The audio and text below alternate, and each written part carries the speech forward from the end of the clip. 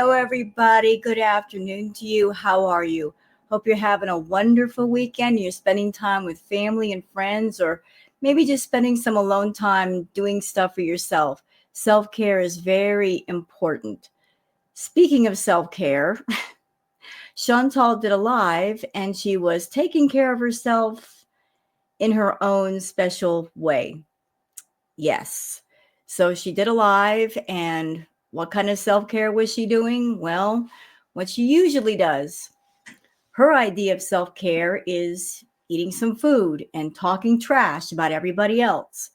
So there were points of this lie that were boring. Not going to lie to you, but there are also some spicy moments, very spicy. And those are the parts that we're going to cover today, as well as stuff on Twitter that I've been collecting all morning and all day, because I know that some of you are not on Twitter. And so I include the Twitter peeps for those of you that are not on the Bird app and you want to keep up with all the Bird app stuff. So there's a lot of that today. So what are some of the highlights from Chantal's live? Well, Chantal never learns, does she? No, she sure doesn't. You would think that she would have learned to not open her mouth about Beck, considering the reaction of her audience the first time she did it. But she did it again. In this latest live, she just open mouth, insert foot. Chantal just cannot help herself. She talked about Beck. She mentioned the ex and the alleged abusive relationship. She mentioned a lot of things. She talked about different reactors. Those are the spicy parts that I want to cover. I am not interested in Crazy Frog. I am not interested in her eating food. I am not interested in the boring stuff. I'm just here to get the good stuff and call it a day. So I hope you guys enjoy this react. So I'll tell you what. How about we get into Twitter, peeps, because there's a lot of stuff to go over, a lot. So you guys know what time it is. It is definitely time for the Twitter peeps.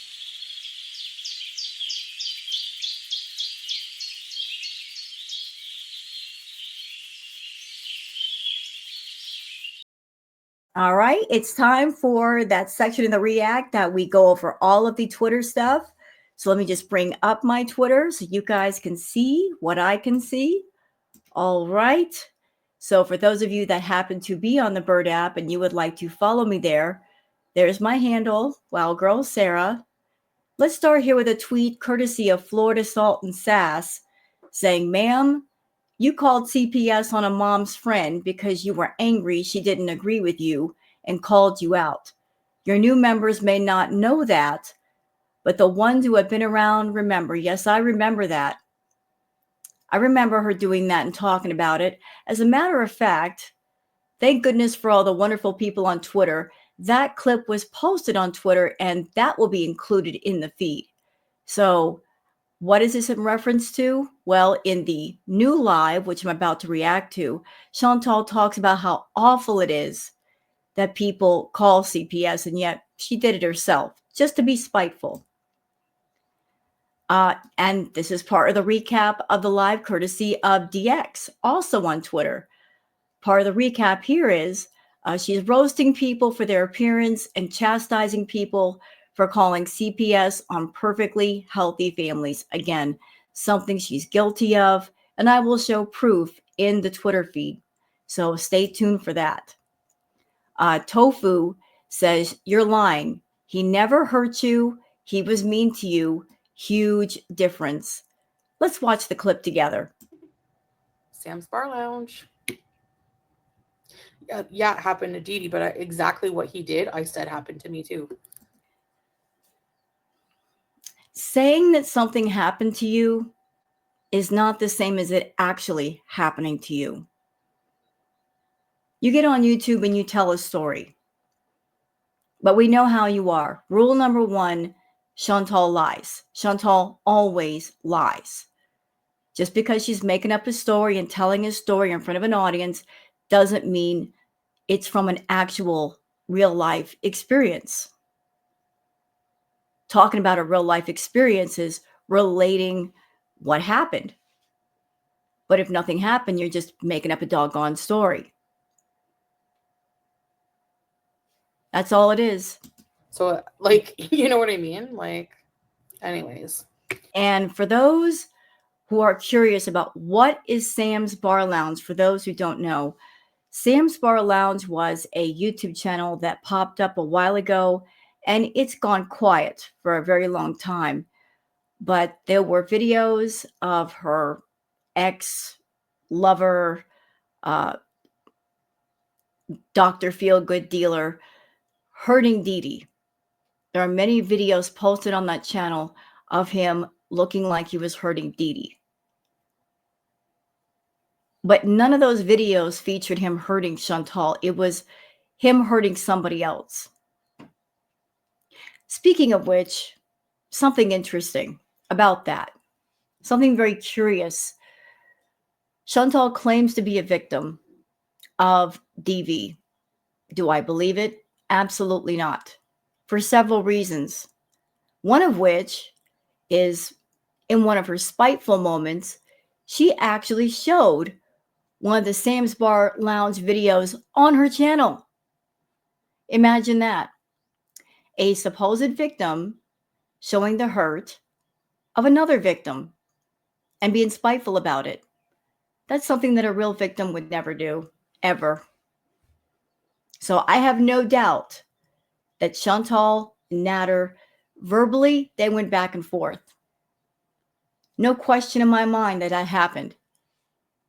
But remember, Shantal also said and confessed more than once that she is verbally abusive. She said that openly. Came out of her own mouth. I am verbally abusive. So she's an abusive person. She's very abusive. She's manipulative. She will use financial abuse to gain control of another person. She will lie. She will threaten, even go so far as to go to the cops as a revenge move versus one where you're doing it because you want justice for hurt done to you. But we'll see more of that as we go on in the feed. Wonder Mom says, so Foodie Beauty lied and used a video of Dee Dee being hurt by Nads to make herself the victim. Now Foodie wants us to stop calling Amber out for being abusive to Beck because we could not see it. Ma'am, Amber filmed parts of the hurt and posted it online, so shut your mouth. Yeah, there were many instances where you could see something was up. Definitely something was being up. Perfectly Imperfect says this 80-20 approach to food is what someone at their goal weight would do for maintenance, not someone who is nearly 300 pounds overweight. Yeah, let's talk about that for a minute. Shantal does not have an 80-20 approach. The 80-20 approach is the 80% would be the junk food, the processed food, the candy, the soda, the juice boxes, and the 20% might be the healthy food. But if you ask me, I think it's not 80-20. It's more like 95-5. 5% healthy, 95% unhealthy. Let's also think back for a minute about her many diets and attempts to be healthy. Anybody that's been around long enough, then you remember her talking about the intuitive diet. She said that she could eat intuitively, which is a bunch of hogwash because they say in the book, they state out loud that if you have a problem with food, you can't do intuitive eating until you are near the end of recovery, not when you're a raging food addict. They say that. So she's still trying to find a workaround to include the fast food, and it's just it's not working. A food addict is a food addict. If you're raging and you're out of control, you're in denial. You're in denial. You have a problem. You think you have it under control. You think you could stop at any time you want to. Well, if that's the case, Shantal, why haven't you? I'll tell you why you're not going to, because of your YouTube channel, because of that niche group in your audience that they will pay for it all and motivate you and be your toxic cheerleaders rawing you all the way. You like to please them. You like to make them happy at the expense of your own health. Misanthropope Lulu says, stop the presses. Cutie had an epiphany. A huge revelation, y'all. It only took her 8 years. Let's watch. Because honestly, like right after shoveling that food down, sure, I was still hungry. I could eat the burger. But now that I'm waiting, it's, you know what it is? You know what it is about fast food that makes you feel like shit? All the salt. Ding, ding, ding, ding, ding. It only took her 8 years to figure it out. So you had a burger, and because you didn't immediately eat another burger, it gave you a moment to really think. That pause moment really matters, doesn't it? You know, like I've talked about this on my channel. Anybody that you have a problem with food, if you are addicted to food and you're trying to slow it down, you're trying to turn things around, a quick trick that you can do for yourself, and it's so simple and it's free. Take all of the big glasses, plates, bowls, forks, spoons, and just put them away somewhere. Don't use them.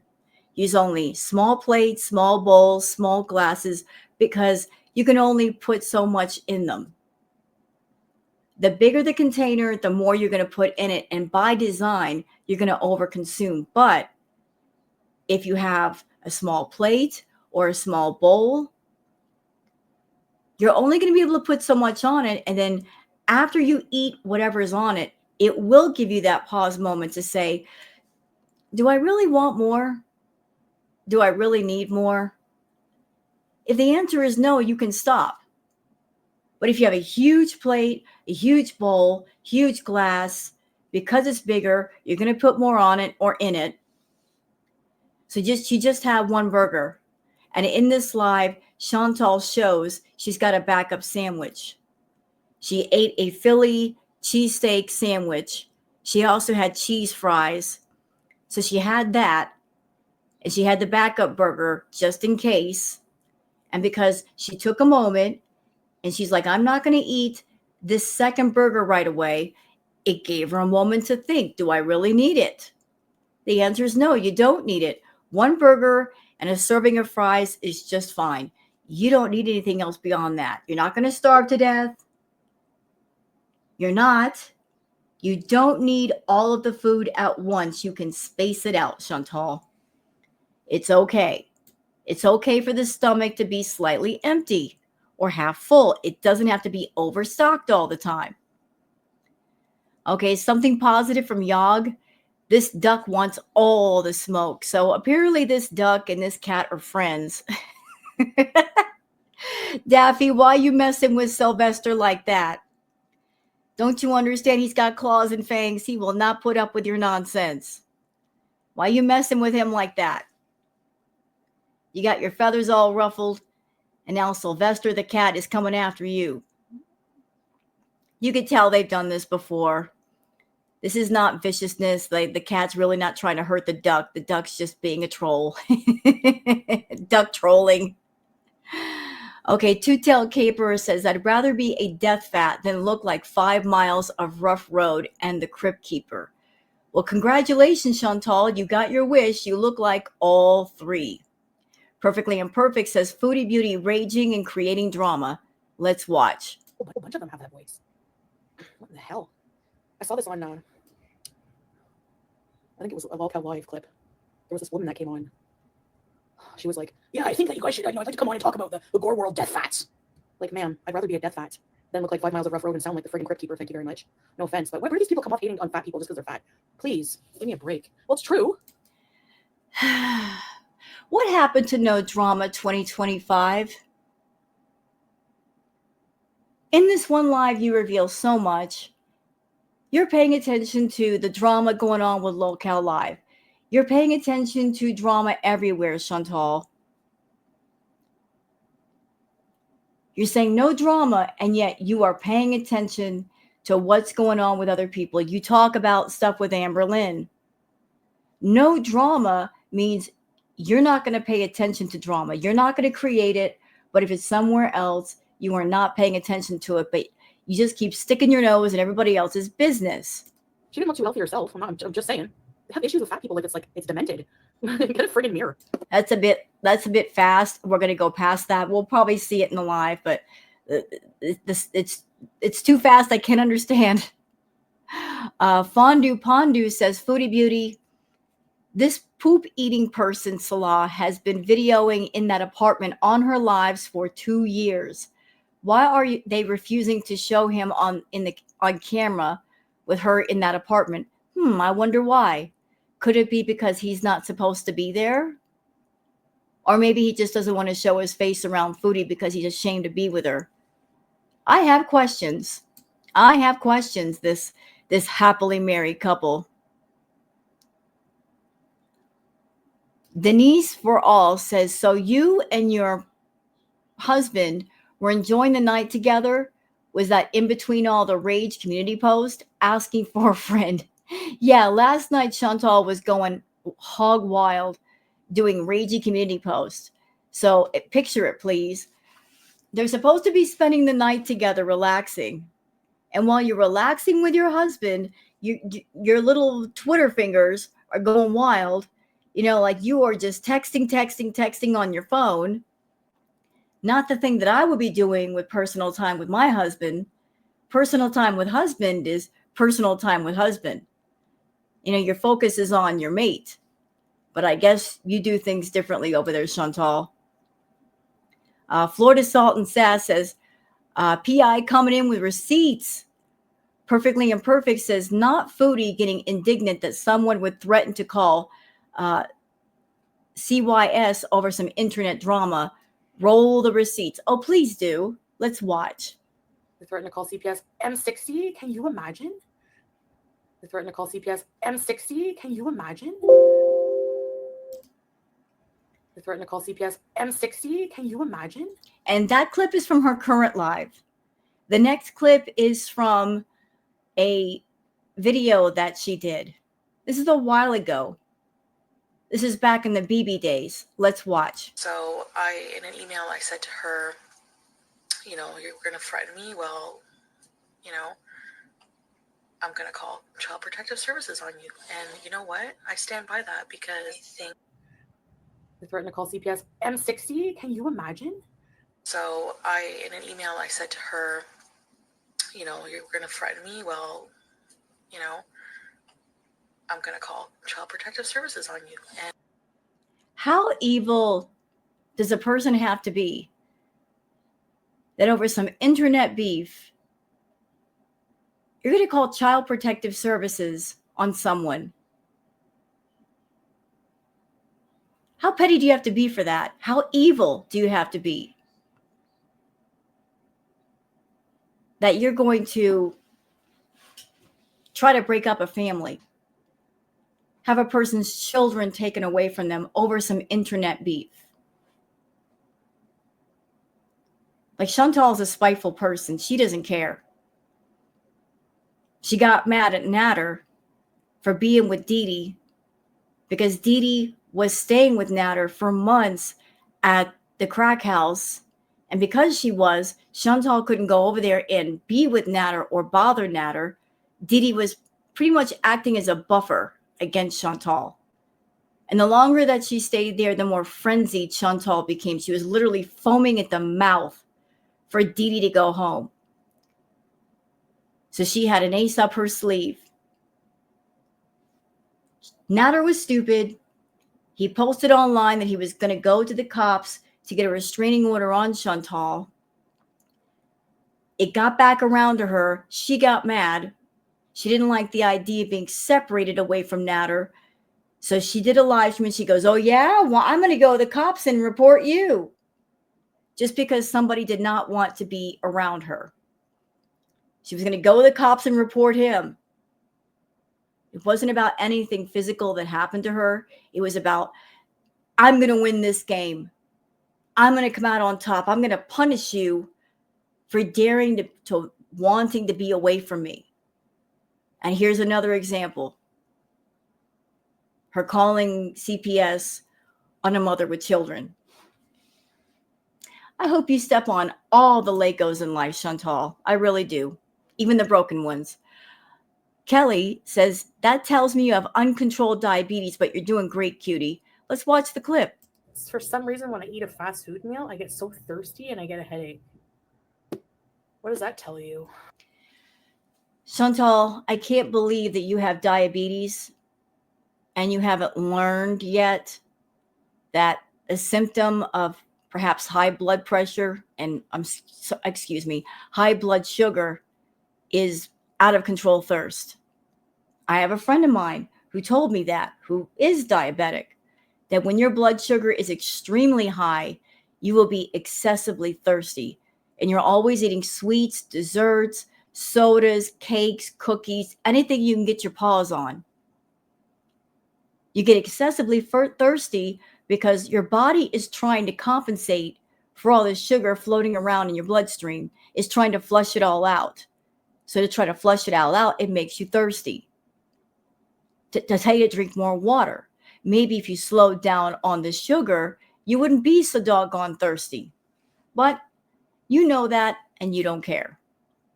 Narky says Sansa Cooks from YouTube is sharing her vacation in Thailand, both on her YouTube and here on Twitter. It's incredible how the difference in presentation style enhances the beauty of the country and culture. Even the food looks more appetizing than in Chantal's content. Yes, Sansa's been showing pictures and stuff from her being in Thailand, and I am thoroughly enjoying the content, Sansa. Excuse me, I'm so sorry. Goodness gracious. Sansa says, today's adventures included an early morning trip to a temple, a boat ride to feel the breeze, and an incredible Japanese lunch. It looks lovely, Sansa. Thank you for sharing pictures of your trip. They're really great. Perfectly Imperfect says, Foodie Beauty raging and creating drama. What's with that? It's like a whole bunch of them. We'll watch that later. Florida Salt and Sass says, I want to be a good girl. Foodie Beauty. Girl? You're 40. The same age you referred to people as geriatric and crypt keepers. You're not a girl. True. She would look at me as being a crypt keeper. Geriatric. I'm geriatric, y'all. I'm a crypt keeper. Because I'm older than Shantal, but hey, I'll be a crypt keeper. I don't care. Queen of WTF says the disappointment. Let's watch the clip. Yeah, my last meal till tomorrow. I'd seriously doubt that. She ate the meal that you're looking at in front of her right here. She ate the Philly cheesesteak. She ate the fries. That's just a snack to Shantal. That is an appetizer. That is not a meal. She ate that. She had a backup burger. She said she was going to give it to Salah. I don't know if she gave it to him, but that's not enough food for Shantal. That is just a warm-up. That's not the last meal of the day. What do you mean? Florida Salt and Sass says, how dare Beck not let Chins be the only victim? She had it so much worse driving 4 hours trip to see her abuser, who never came around to her house and required money and party favors to be near her. DX, with part of the recap on Twitter, says, and we are talking about Nads, like usual. Shantal, the married woman, still talking about her ex, urges Beck to move on, says we can't compare Nads and Amber, and that being beaten is worse than having to wipe someone's butt. So Foodie. So you're over there not only being a fake victim, but you're trying to tell someone who's a real victim, you're trying to define what's abusive. You, a fake, a phony, a fraud. Try to tell a real victim that their pain isn't real, that their suffering isn't real, that what they went through wasn't that bad. That is not your call. You weren't going through what that person went through. You have no right to do that. Your experience was completely fake. You're trying to tell everybody, oh, if somebody didn't lay hands on you, then they didn't abuse you. Bull crap. A person can hurt another person by their behavior and by their words. Words hurt. They absolutely do.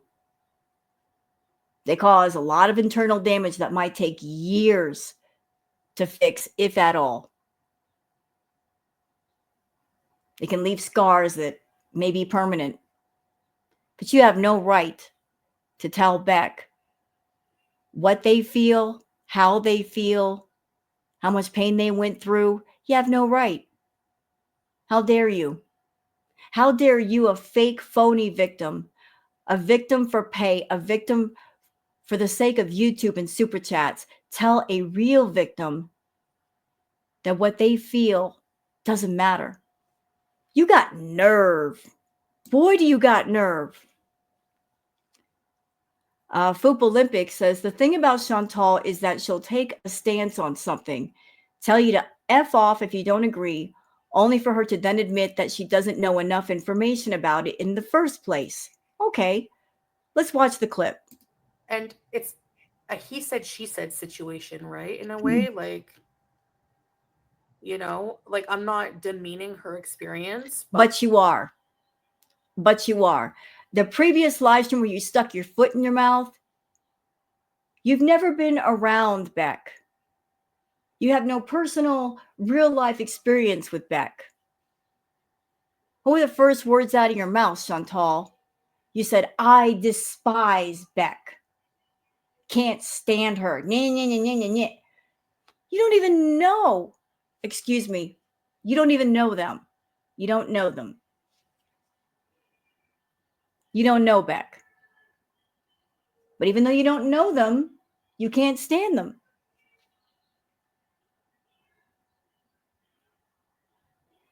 Based on what? Because Beck is a victim and has decided to speak their truth. Victims don't have a right to speak their truth when they're ready to tell their truth. Shantal, victims have a right to speak about their experience and their truth when they want to speak about it, whether they want to speak about it immediately or 20 years after the fact. They have a right. It is not for you to tell that individual if they can and cannot say what they want to say. You don't have the right. You just don't. But like, I don't know. Like, we don't know like really what went on behind closed doors. And you can't say that about a Nosferatu because you did see what goes on behind closed doors. I'm going to tell you one thing that, you know, I don't keep up with all the Amber drama. Y'all know that. My main focus is Shantal. But it's all about patterns of behavior with me. Like I notice what people do, what they say. It kind of points to who they are and what they're about, what their motivations might be. Amber has clear patterns of behavior with the way she behaves and the things she says and how she treats people. If Beck were just immediately after leaving Amber, Beck could have come online and laid out every dirty detail about Amber in a series of videos. And if Beck had chosen to do that, considering what Beck went through, it would have been well deserved. But Beck did not do that. Beck has been mostly quiet. And Amber refuses to be quiet about Beck. So the fact that Beck has been mostly quiet says a lot. It says about Beck, I was with this person and I really cared about them. And I had this experience with this person and I just want to heal from it. I want to be left alone. But Amber refuses to leave Beck alone, still talking about Beck when Amber doesn't have to. And Beck is simply defending themselves, just correcting information. That's how I'm taking it. Beck has a right to do that. And from everything I've heard, it was an abusive relationship. It was absolutely an abusive relationship where Beck was being degraded, manipulated, lied to, isolated. Amber liked playing power plays on Beck. Amber had Beck doing all kinds of jobs, not paying her for any of them, paying them for any of them. It was a twisted relationship in Amber's favor. So since Beck is a victim, as a victim, Beck is allowed to have a voice and speak up. Doesn't matter how long it takes.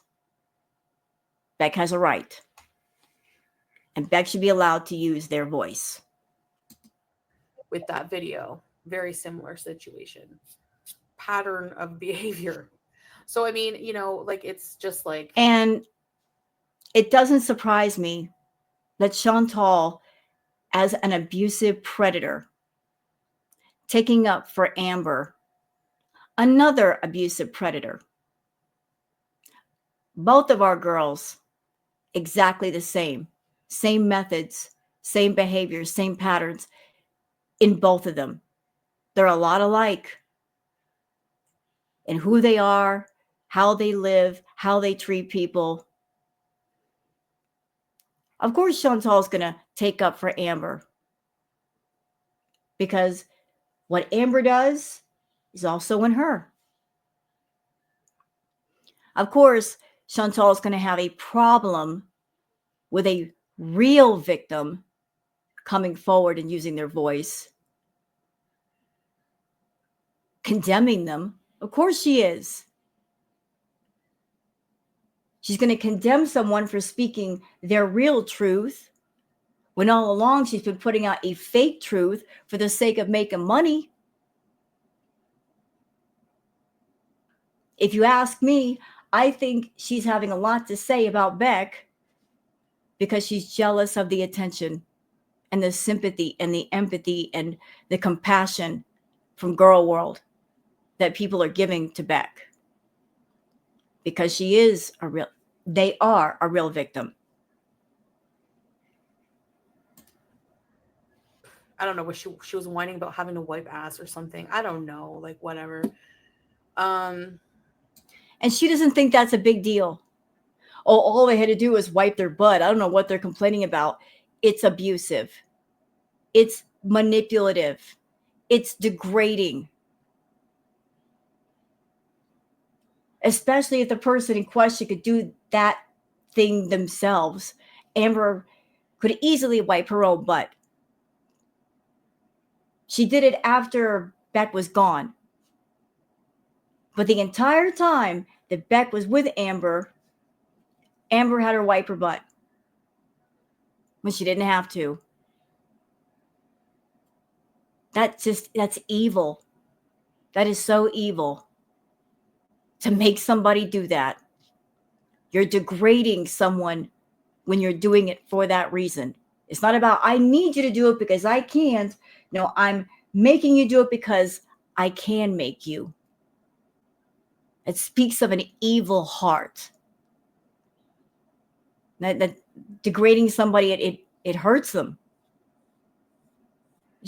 Every time she made Beck wipe her butt, she was hurting her. Abusive. And it's very abusive. Perfectly Imperfect says Foodie Beauty is making fun of 50-year-old women. Remember when it used to be women in their 40s? She had to move it up now that she's 41. Hey, let her make fun of us 50-year-olds. Darling, 50 is the new 30, let me tell you. Some of us silver foxes are having the time of our life. Yes. Age ain't nothing but a number anyway. It's how you live your life that matters. Teardrop says, Shantal, you're hurting our feelings if we are in our 50s. She's not hurting my feelings. Guarantee you I have more of a life than Shantal does, and I'm a lot older than she is. So she can sit on it and spin if she wants to. Oh, wait, she can't do that. She doesn't have the power to sit and spin. My bad. Narky says, bonus burger for Salah, who doesn't like fast food. Why bother to lie? Just eat it now. No, she'll eat it off camera. Queen of WTF says, of course, you have a bonus burger. So you guys saw the meal that she was eating. This is the bonus burger, the backup sandwich, the backup burger. Let's watch. I have a bonus burger. But only, and you... Can I ask a question? Why did you hide it underneath your table? Why are you hiding food? Like we don't know what's there. Why are you hiding food? We know it's there. We know how you are. You buy 2 meals at a time. Are you ashamed? Are you embarrassed? You can look this up on Talabat yourself. Or is this backup burger just in case you ate your meal and Anime Sucks did not show up in time? If he showed up later, you had a burger all ready to go so that you could eat it in front of him and get an extra super chat. Is that what's going on? I got to prepare for Anime Sucks and his big money super chats. Is that what's going on? If you order, there's a combo you can order that comes with a bonus burger. And you don't need all that food. But I'm going to save it for Salah. But No, you're not saving it for Salah. You're saving it for Anime Sucks. He doesn't want it. But I really shouldn't eat it. I just don't see how a leftover burger would taste good. Like a cold leftover burger, you're just leaving it out to get cold. I don't see how that could taste good.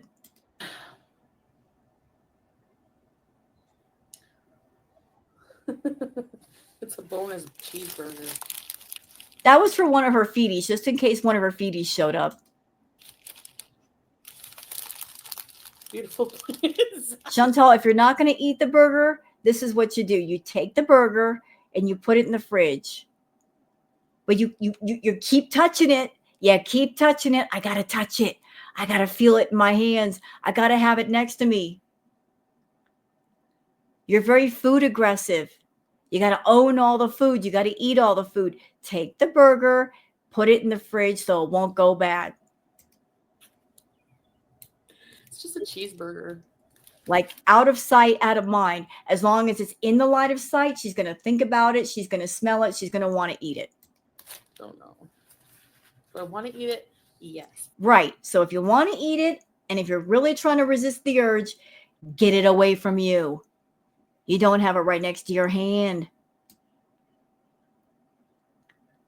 Okay, so moving on. Florida Salt and Sass, and this is about Shantal talking about Nads. Duke claimed her for 5 days. 5. Over the years, she's increased that from 1 to almost 2 years. LMAO, we were there. Stop trying to lie. DX, with part of the recap from the live, says, change explode. Is it change or chat? Explodes with opinion. She gets up to get water, conveniently not reading chat, returns saying she doesn't care and doesn't want drama in chat. Still arguing that she was dating Nads and he was her man. Yeah, sure. He was dating you, but yet every time you went over to Club Natter, you had to pay an entrance fee. You couldn't walk in empty-handed. You had to have food or liquor or party favors or something. He never let you over there for free, not even once. If you weren't coming over there to give him money, party favors, something, you could not get in Club Natter. He would not let you in the door. And I'm sure it burns your butt Then when he had Dee over, she could just walk right in without an entrance fee. I bet that made you real mad. Del Pondu says, oh, you mean like when you insinuated just a few weeks back that a clip of Sam's Bar Lounge stuff was a recording of you being hurt when it wasn't? Yeah, she did that. She was trying to act like it was her when it was not her. Or when you claim Nads did so much to you that you flinch now, but have not once flinched when Salah touches you. Like Shantal always trying to attach herself to something. Oh, you went through that? Oh, I did too. Oh, you went through that? I did too. I went through that. Ugh, I can't with her. I can't with her. Florida Salt and Sass says, Nat Turd is a liar. Oh, God. Now we're talking about Nads. And she just said she has proof and says, Sam's Bar Lounge. Ma'am, that wasn't you. Stop trying to insinuate it. And what happened to not talking about your ex ever? Well, that went out the window just like no drama 2025. I mean, she forgets what she says half the time anyway. Queen of WTF says Shantal eating her own cooking versus fast food. All right, so this is her eating her own food. This was the mukbang that she posted today. And believe me, it was boring. And can I just say something, Shantal? When you do mukbangs, the food should look appetizing, very appetizing, colorful. The colors should pop. I think what's on the side of the plate is taro root. For YouTube, for a mukbang, that doesn't look so good. I'm sure it tastes fine, but it's gray. At first, I thought it was a bunch of rocks. I was like, what is that? It doesn't look good on the plate. So this is her eating her own cooking, and here's her eating fast food. What a difference, eh? One thing does not look like the other. Black cats are not bad luck, says this mama cat lost her baby. So her family got an orphan orange cat to adopt. Her reaction is so cute. Aw, baby. Well, she's in love. She's in love with the baby. She's just taking care of it. I got to mother something. Give me the kitty. Florida Salt and Sass says, Foodie, gaslight beauty. You still rage, talk, whine about Nads. WTH with you saying you haven't talked about him in years. Ma'am, you went into his chat live after you were married, yelling that doo-doo stole your man. So this picture right here that you're looking at, this happened after she moved to Kuwait and she claimed that she was married. She was with Salah. And yet when Nads was doing a live chat, she went in there talking in big shouty capital letters, and you guys can see what she said. You stole my man. I have a right to call you what I want. So she had a man, but she's still trying to claim Nads, even though she claimed he hurt her and he did all kinds of horrible things. Anybody out there, raise your hand if you ever want to claim somebody that hurt you? Anybody out there that would think that would be weird? Because I think it's weird. Okay. All right. For those who want to know, need to know, since Amber is no longer with Tommy, she's on the prowl. Look at her. She's definitely on the prowl. Looking for the next girlfriend caretaker. Anybody want to sign up for that job? Keep in mind, you're going to have to care for the pets. You're going to have to care for her. Go get food, do the laundry, clean the house, wipe her butt. Anybody interested in that? The pay's lousy and her personality sucks, but anybody want that job? Because I don't think anybody does. Y'all lean in because this is some hot tea. We got some hot tea, ladies and gentlemen. Lean in right now. Carrie Lynn says, y'all, Beck's mom, BFF, commented on Amber Lynn's TikTok saying she's going to spill any tea Beck won't. Then she ends her statement with, December 2019, Amber weighed 702 pounds. Girl World knew she was over 572. ALR even said 608 plus, deleted. 700 though, I believe it could be true. Here's the screenshot because we like our receipts here. Okay, so the person we're talking about is Pinky. Pinky, I guess, is the mom. Pinky says, Beck did it all for Amber. I am Beck's mom's best friend, Annie, and I'm right behind Beck, and I will spill the beans more than Beck. I'm just giving her a chance to get what she's got to get out. Oop. And I oop. Pinky, we're listening. Girl World is listening. It's about time that some people started stepping forward and exposing the girls for what they were, abusive predators. So we're listening, ma'am. We are listening. I hope that Beck comes forward and they say all of the truth that they want. But if you got something to say, we're listening too. We are all ears. Bring it to us. We'll welcome whatever it is you have to say.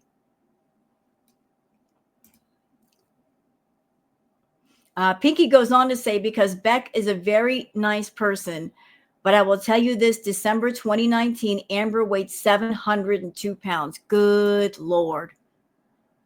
Poor Beck. Goodness gracious.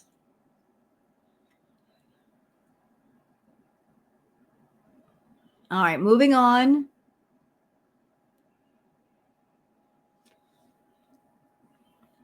Okay, this has to do when Shantal, before she went to Kuwait, she sent Salat $9,000 ahead of time. Del Pondu says, so Shantal sent Salat money when she got to Kuwait, so, quote, she could access it. She sent him $9,000 to withdraw and give her in cash. For what purpose? She wasn't buying fancy clothes or bags and claimed he gave her money when they got married. Yeah, the clownery of it all. Let's watch.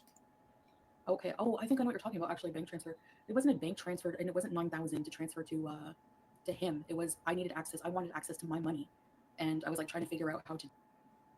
Okay. Oh, I think I know what you're talking about. Actually, bank transfer. It wasn't a bank transfer, and it wasn't 9,000 to transfer to him. It was I needed access. I wanted access to my money, and I was like trying to figure out how to do that.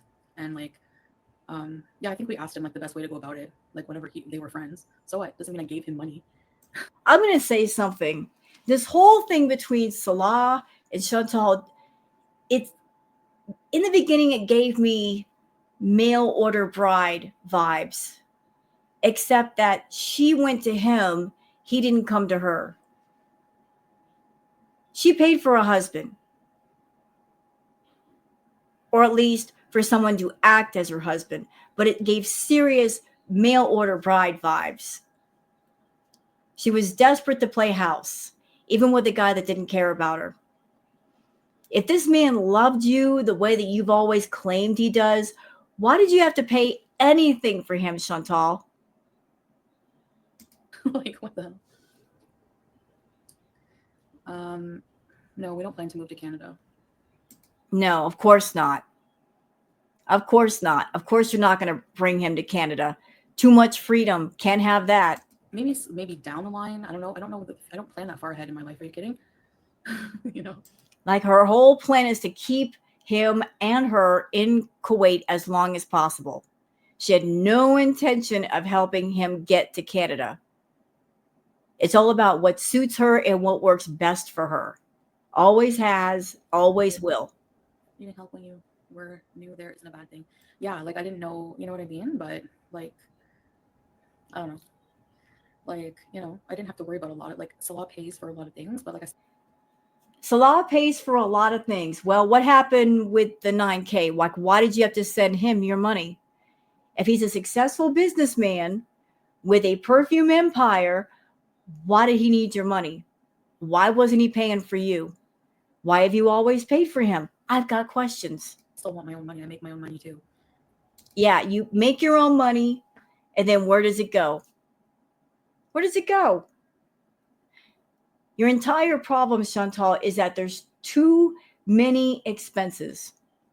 There's too much money that needs to go out and there's not enough to come back in. You're overextended.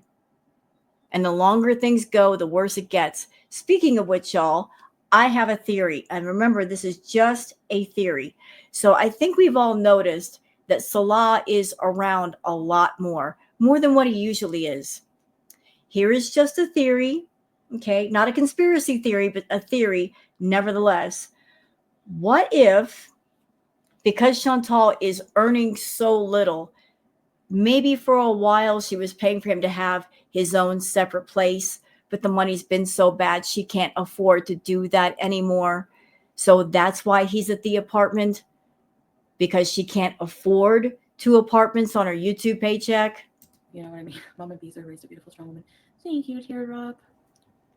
I think she did a pretty good job considering, you know, how messed up life was for her a lot of times. It was hard, you know. Universal Studios, yeah. That's a bit low. I could barely hear it. I got bad hearing. Sorry. Let's move on. We're moving on. Okay, like this. Y'all get your tissues ready. This is a good moment, but still get your tissues ready. You're gonna have somebody in the next few seconds is gonna be putting onions in your house. But I got to show this because it warmed my heart. Okay, restoring your faith in humanity. At that moment, she was his little girl again. No matter how grown we are, sometimes we all still need a hug from our dad. Let's watch. She said, oh, she said, no, I can't do that. So this young woman, her father, drove 6 hours because dad had a feeling his little girl just needed a hug. So she's walking in. She has no idea. And dad just had that intuitive feeling that his little girl needed him. So she's coming home and she's like, what's going on? Like, why is there a camera? And then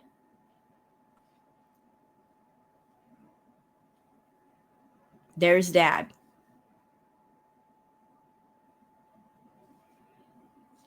Sometimes we all just need a hug from the ones we love.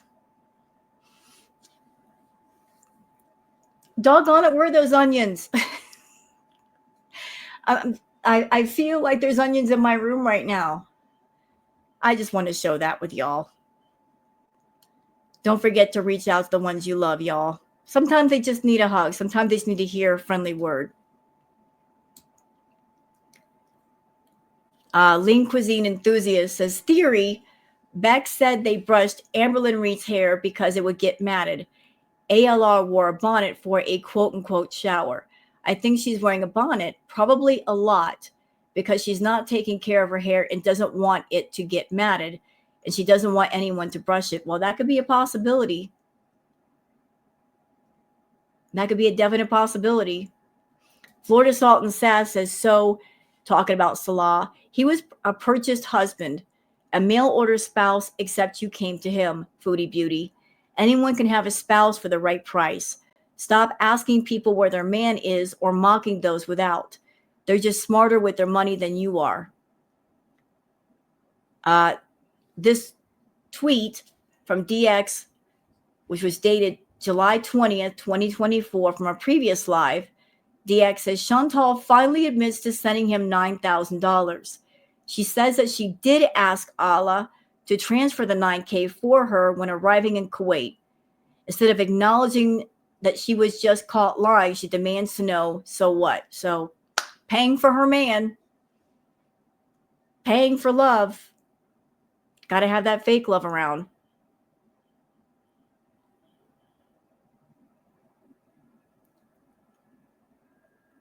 Tat Von B says, let's just remember that this thing makes fun of other women. Yeah, like she is beauty, she is grace. She's definite beauty and grace. We should all be so lucky to look like her and live like her too. Hello YouTube says, the view count is beyond pitiful. She can't tell stories. She can't even eat right. She can't drive. She can't be a travel vlogger. She can't be a real wife. the life of being a huge, vile, fake creator. Your reputation is what ruins you, Foodie. A true narc. Yeah, the views are sucking. She is sucking. But let's look at the views.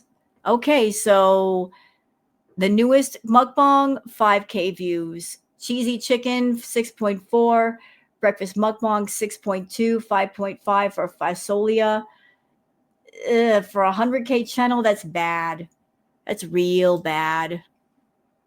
Compared to, courtesy of Perfectly Imperfect, the real reason Foodie Beauty doesn't like Beck. They are rolling in huge numbers. Let's look at the comparison. Look at these numbers for Beck. How about that? 37K, 11K, 54K, 34K, 56K. My goodness. Well done, Beck. Well done indeed. That's why Foodie is all kinds of salty about Beck. But good for you, Beck.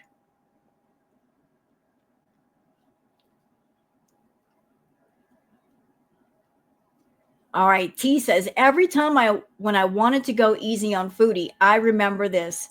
Yeah, this is an older clip. This was one back when she was in the Canadian villa, living amongst filth that she created. Let's watch. And then the reality is, bad seed too. Like I end up, falling back in love with him again. And then I don't want, I'm with somebody who did this horrible thing to me. Like, no, you can't. You have to make it look better to be with him. And that's what drove everybody nuts. One minute she hates him and he's so horrible and he was abusive. The next minute, he's not that bad. You know, because you can't be with somebody who did that to you, right? Yeah, so it's like, in order to be with somebody, I have to change my story. That's basically it. When I'm mad at him and I want to punish him online, I'm going to punish him via the internet jury.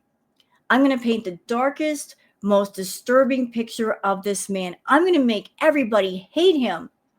But if we make up and I like him and I want to hang out with him and I don't want any crap from my audience, I'm going to just, put a coat of paint on things and cover it up and retract part of what I said. And then if I get mad at him again, take the paint off. And back and forth we went. I would want to be with him. I would try to twist the truth so that it wouldn't seem so bad.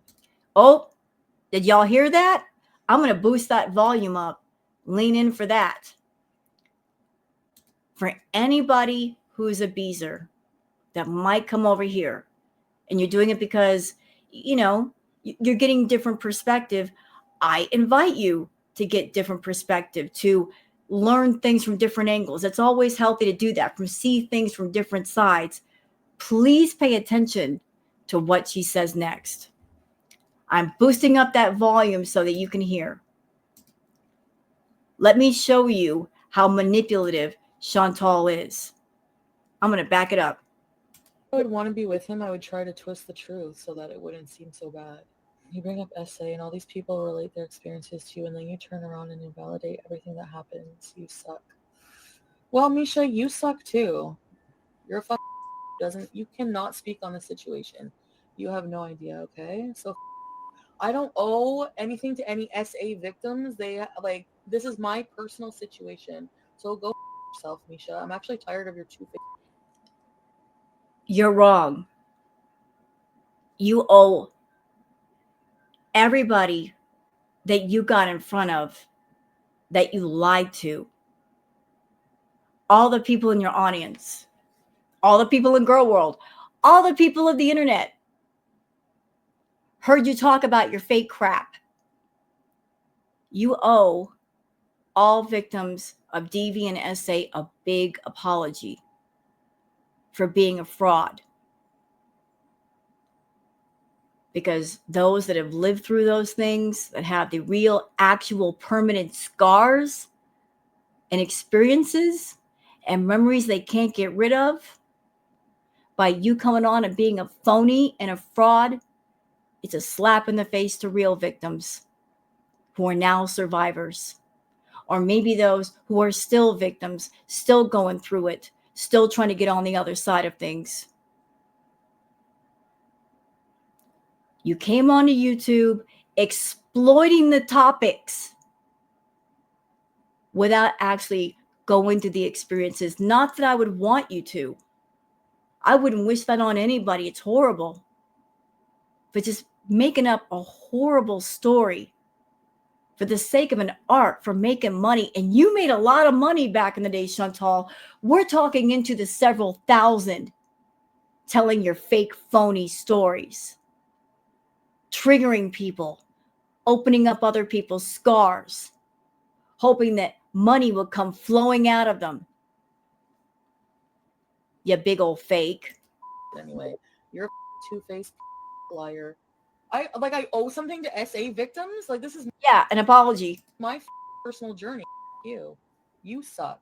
You're a bully piece of and you suck. Yeah, you do, Bisha. You're a fake, two-faced piece. This is the real Shantal. For those who want to know, need to know, this is the real one. This was the Shantal when she was making a lot of money. A lot of money. This was back in the crackhead Olympics era. This is the real one. This is the one that still exists even to this day. Just because she changes how she's dressed, it doesn't change who she is. This was when she was in her peak arrogance and narcissistic ego. This person never went away and never changed. She just put herself in a sort of disguise. That's all she did. I don't owe SA victims anything. Lies. So just because someone was SA'd, I have to automatically be a spokesperson for everybody? No, we're not asking you to be a spokesperson. We're not asking you to be an advocate. We're asking for an apology. And if you had any kind of heart or empathy or compassion for those who've really gone through it, you would give an apology. You would have an epiphany. You would have a wake-up moment within yourself. There'd be some self-awareness of, oh my God, like, I'm so awful. I'm so evil. I told this big fake story and I made so much money off this big fake story. And I made people believe that somebody was really hurting me that way when they never did, all because I was greedy and stupid. And that is showing absolute disrespect to those who've gone through it. Absolute disrespect. I should apologize. That's the least I could do. But you never will. You're not sorry for anything you do or anything you say. Step on all the Legos. Okay. Hey Girl Hey says, I see no drama challenge is over, Foodie. Stop clout chasing by using Amber and Beck's names and drama to give your dying channel life support. She'll latch on to anything these days. If she can't create her own drama, she'll look for somebody else's drama to talk about.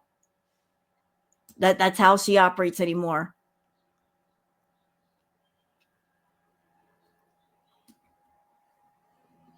Narky says, my point exactly.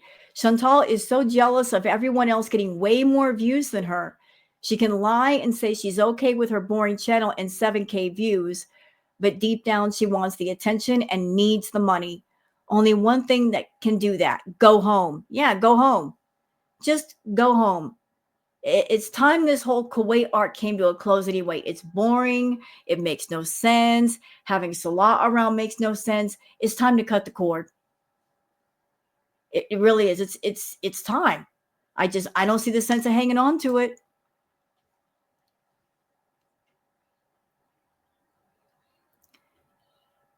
Okay. I think we're all caught up. Oh my, that took an hour. I just noticed the time. It's okay. It's all right. We're going to go on to the live, and I'm starting in about 27 minutes in, y'all. Don't worry.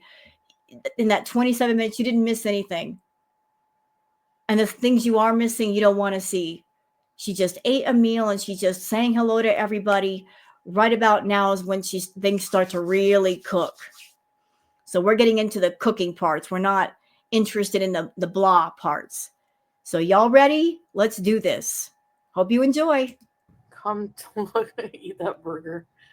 Right, teardrop making honey garlic. Yum, I love honey garlic chicken. You put actual honey in it? You need my email? Do you have Instagram? You can DM me there. As long as you don't hear the burger whisper your name. Yeah, another interesting development, and there's really no reason for her to have done this. She shut off her TikTok account. I don't know why. I don't know what happened to cause her to like shut down her TikTok. But now she's directing everybody over to Instagram. It's like, if you want to message me, go on Instagram, go there, go there, go there. Maybe she's trying to put all of her fish in one barrel, direct all the feedies over there, you know, so she could talk to them in private, perhaps. You have so much to tell me about what? What is it? Out the tea here, or do you mean like from your personal experience? Can I make an observation before we get deep into this?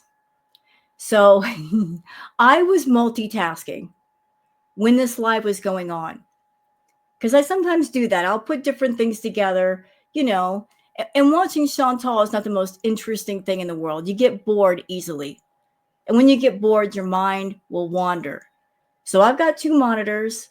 I put Chantal's live on my other monitor.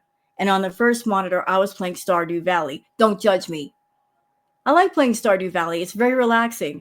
So I was balancing out the stressful and the boring with something relaxing. So I was halfway watching her, you know, while playing Stardew Valley. And here's my impression of like what she did, what she does anymore. She gets on live like she's doing right now. And the whole feeling, the whole vibe that I get from Shantal is, you guys can see her. She doesn't want to do anything.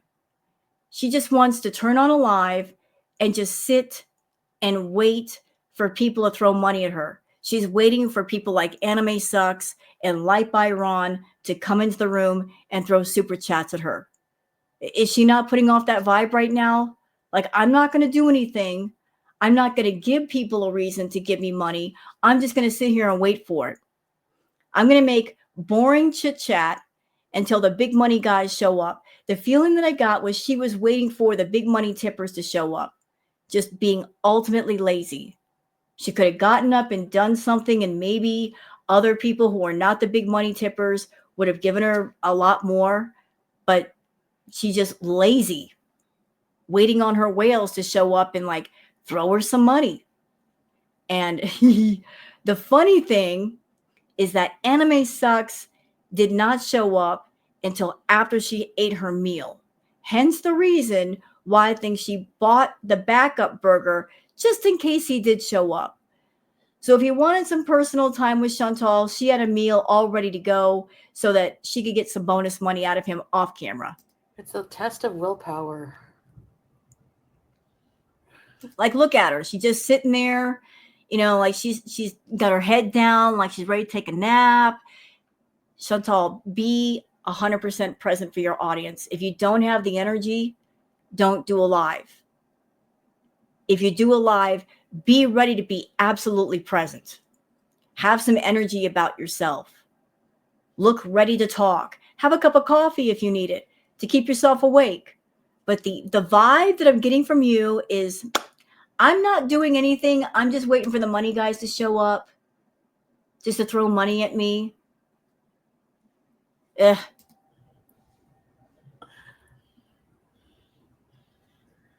No, I'm not going to eat it. But then I might make another shisha just so I don't want to have a smoking addiction. Too late. If you're smoking the shisha that is equal to 90 cigarettes per session, you already got one. The thing is like, it's like a comfort thing to like go seal after. Can I ask you a question, Shantal? What exactly do you need comfort from? What do you do that you need comfort all the time? Shisha is your comfort. Food is your comfort. Staying in the apartment all the time is your comfort. What exactly is it that you do that you need a tremendous amount of comfort? I think that's part of the problem. You are too comforted. You've got nothing to do all day. You've got nothing to be stressed out about. And you surround yourself with too much comfort, which in turn makes you lazy. You don't need that much comfort. What you need is to get up, do something, and be uncomfortable. Then have the comfort afterwards.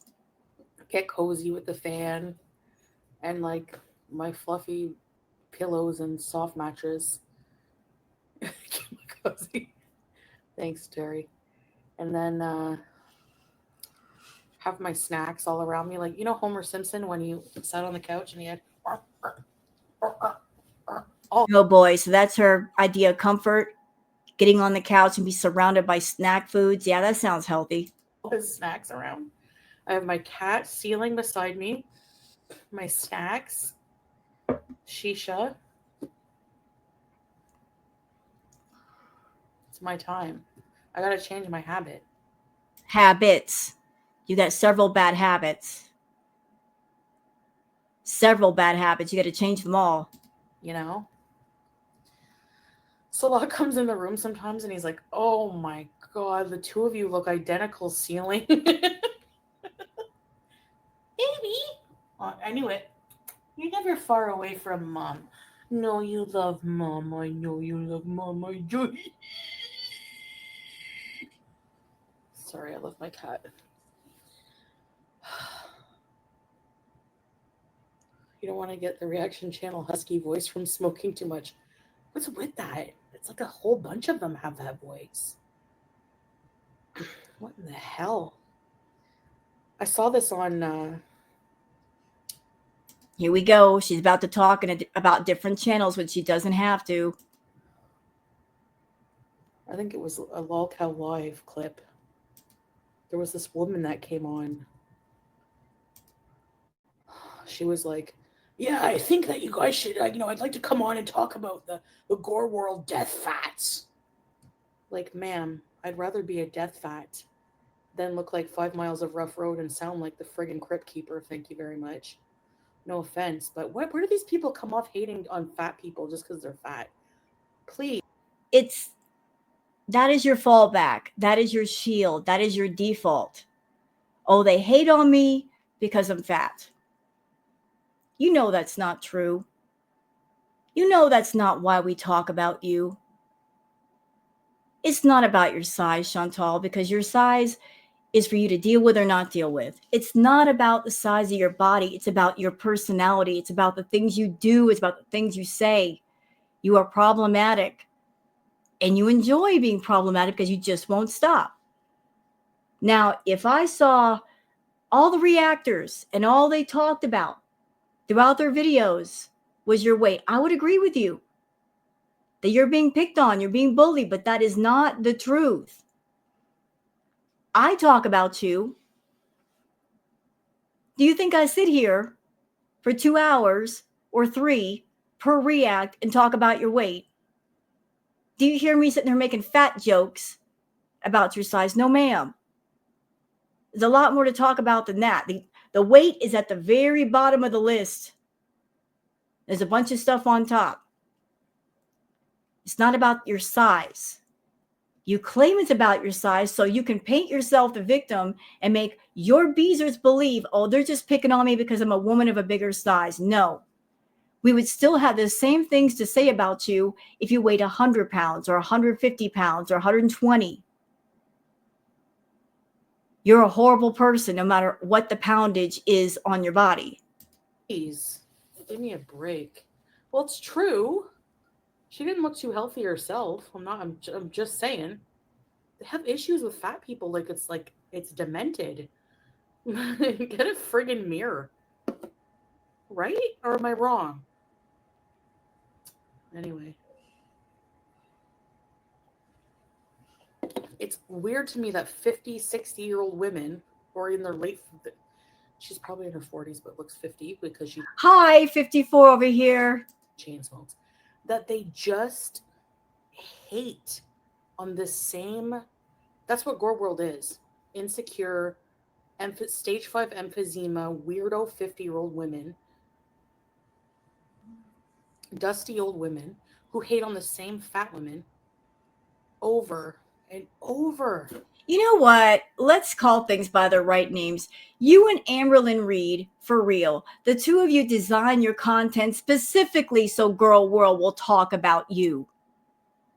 The both of you deliberately do and say things to get people talking about you. You cannot deny that. You cannot deny the poking and the prodding that you do at the reactors in Girl World to get them to speak about you. Because you know, if Girl World's not talking about you, no one's going to talk about you, and you don't want that. You're an attention freak. You need attention. And if the reactors start talking about somebody else that is not you, you freak all the way out and you make sure to do something to get all eyes back on you. Come on. Come on, Shantal. You got an addiction for attention. You can't stand when the reactors don't talk about you. Right? Anyway, I'm just saying, like, looks don't matter to me, but I'm not here making fun. Looks don't matter to me, but I'm going to insult other people's looks. And on top of that, I'm going to go after older people. Call them crypt keepers. Ancient. Hey, I'll be ancient. I'm okay with that. Call me ancient. I'm half a century old. I make a joke of it.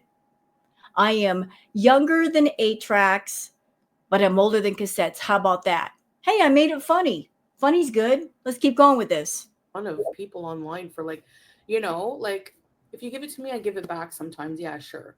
No.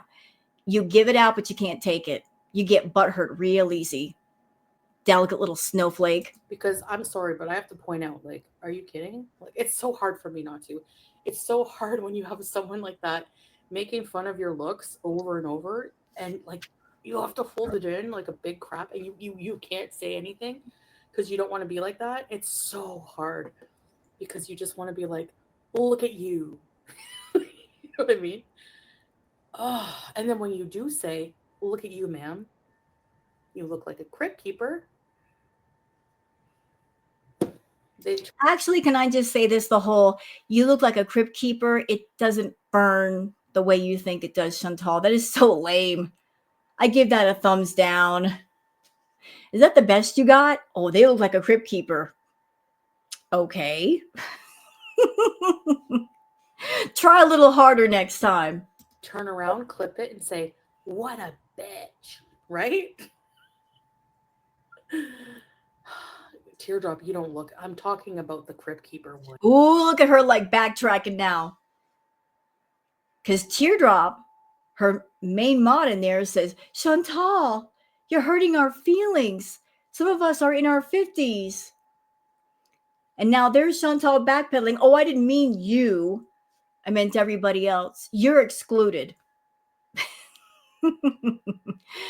Open mouth, insert foot. You know what I mean. You don't look like it. You're so cute, Teardrop. And you don't have a hate channel. It's weird at that age to be spending your life, you know, your life doing that. I don't know. Hey, Shantal, not that looks matter, but you're about to be 41. I'm 54. I look younger than you. You mad? Are you mad about that? Be mad. Stay mad. Stay mad.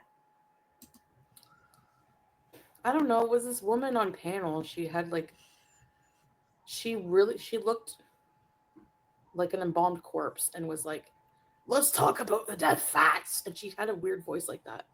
Like, ma'am, like fat, don't worry about fat. All right. Go walk your ass to the fountain of youth and shut up. I'm just kidding. Hey, Rendall. Keeper of the ketamine.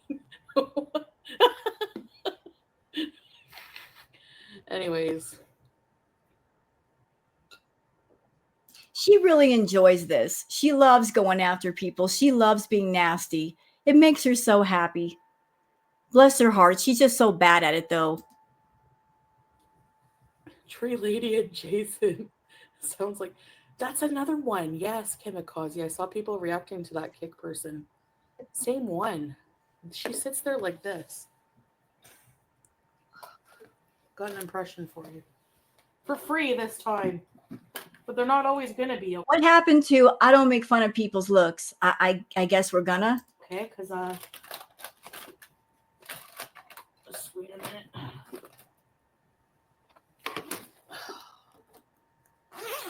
Friggin' nerve. And remember, Shantal, remember, I mean, you should know this by now, but just remember, you can't talk about somebody without, in an indirect way, promoting that person. Because if you talk about a person, curiosity gets the better of some people and they'll go check that person out. And there is a distinct possibility that the people that check out this person, they may like this person and stick around and be a subscriber, be a viewer.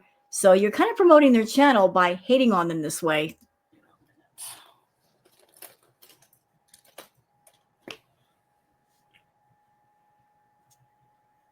Hey. And I think it's absolutely hilarious that she's painting on eye bags at the same time she has eye bags. That's funny.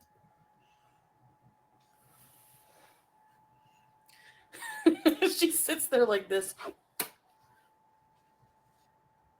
What do you need another ice maker for? That's so disgusting.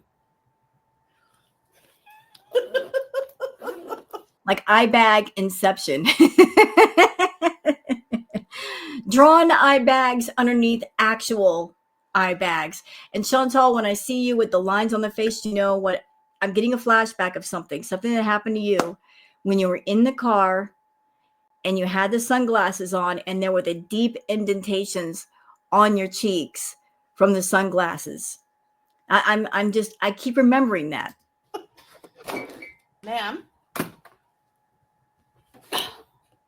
Ma'am, how are we supposed to hold in our feelings?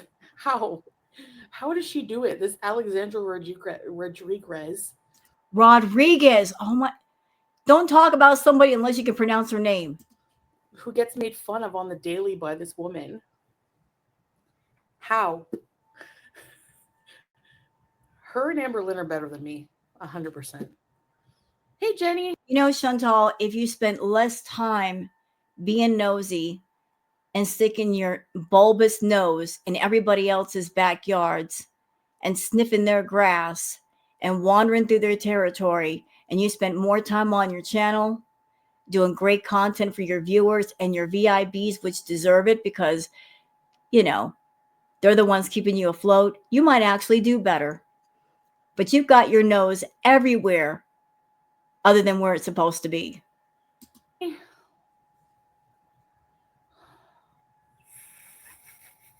Watch me. My karma's going to be I'm going to have eye bags like this. You already do. No, because I'll probably always be fat. Fat people don't get the same kind of eye bags. It's true. If there's one advantage to having a plumpy face, Andre Marie, keeping it petty. They make fun of the stupid. It's like, how can you make fun of someone like that? Like when you have, I don't know. It's so strange. They threaten to call CPS. M60? Can you imagine? Because you know why? Hi, Vanessa. Because these idiots, like this keeping it, whatever you want to call her, not. She doesn't want to say the person's handle. Not all of it. She doesn't want to promote that person's channel. She knows the name of it. Cute, that's for sure. They make fun. Oh, is it collagen? No, they don't make fun. They say all the time things like, she just told on herself. She did. Doesn't she always tell us, I only know about this stuff because of watching Yo Mama?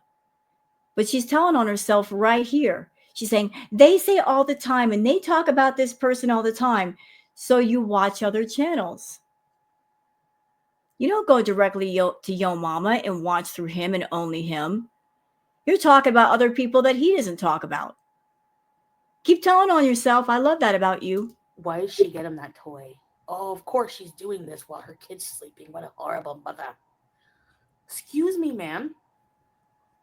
Like, they take the reactions to a level that are dangerous. Like, F all the way off with that. Hey, Beezers. I know you guys over there, you like Shantal. I don't think you understand what's going on here. So let me just spell it out for you. Do you know what's going on at this very minute with her doing lives like this? See, she's putting forward the narrative of all the reactors are evil and they speak no truth. And they're a bunch of bullies who pick on people just because. They've got nothing intelligent to say. They have no points of interest. They don't have the facts. At the same time, she herself confesses that she'll talk on something with having no facts. But there's this vibe of just watch me. I'm the honest one. I tell no lies. I've got all the truth. They're just a bunch of evil people. Don't pay attention to them. Like she's circling the wagons around all of you and having you believe that like she's in the right when she's completely in the wrong. There's a reason why Girl World says rule number 1, Shantal lies. There's a reason why that came to be. And it's because she lies all the time. She never stops lying. And here's something else for you. Shantal comes online and she tries to paint everything in a cheery light for all of you. You know, with a big old fake smile, painting this picture of like, even though she's eating thousands and thousands of calories and she's doing self-harm content, just because she's doing it with a smile on her face and she's acting like everything's okay, there's nothing wrong, everything is fine. Self-harm content is self-harm content and it hurts her. So it doesn't matter if she's got a smile on her face. It doesn't matter if there is a cheery background or not. It is what it is. She's trying to create this atmosphere where she can do darker stuff on camera. But as long as she puts the right coat of paint on it, you guys don't mind and you don't notice. And you don't care. Or it just kind of slips past you. It makes you not think about what's really going on here. And what's really going on is an active, raging food addict who thinks about food 24/7. She's told us herself she eats every 2 hours. You guys see the food that she eats. You stick around long enough, you're going to notice how rapidly she's putting on weight. You're going to hear about all of her health problems because she'll tell you. And believe me, there's a lot. Every single one of her vital organs is in trouble. She's got a heart murmur, enlarged heart. She's had a history of blood clots in her lungs, extreme fatty liver, non-alcoholic fatty liver disease, high blood pressure, extreme high blood sugar. She's on 6 different kinds of diabetic medication, max doses. She's on insulin. She's got vision problems, maybe caused by diabetic, is it retinopathy? That can lead to blindness if she doesn't treat it. Problems going with her leg. Maybe there might be nerve damage in her foot or her leg. There's all kinds of things going on with Shantal. But as long as she comes on camera and makes it seem normal, then you're not going to question it and you're going to accept it and you're going to keep watching. Whatever the background, whatever the atmosphere, the content is still dark. Please understand that. Hi, Missy Bed. Keeping it in the crypt. What the hell? Hey, Shadow of the Day. I take collagen, but it's way too far. It's like all of her smiles and all of her giggling and all of her joking around, she's still an addict, engaging her in her addiction in front of all of you and getting high and making herself ill and pushing herself closer to a medical emergency. So it's not the happy-go-lucky content that she wants you to believe it is. It's way too far.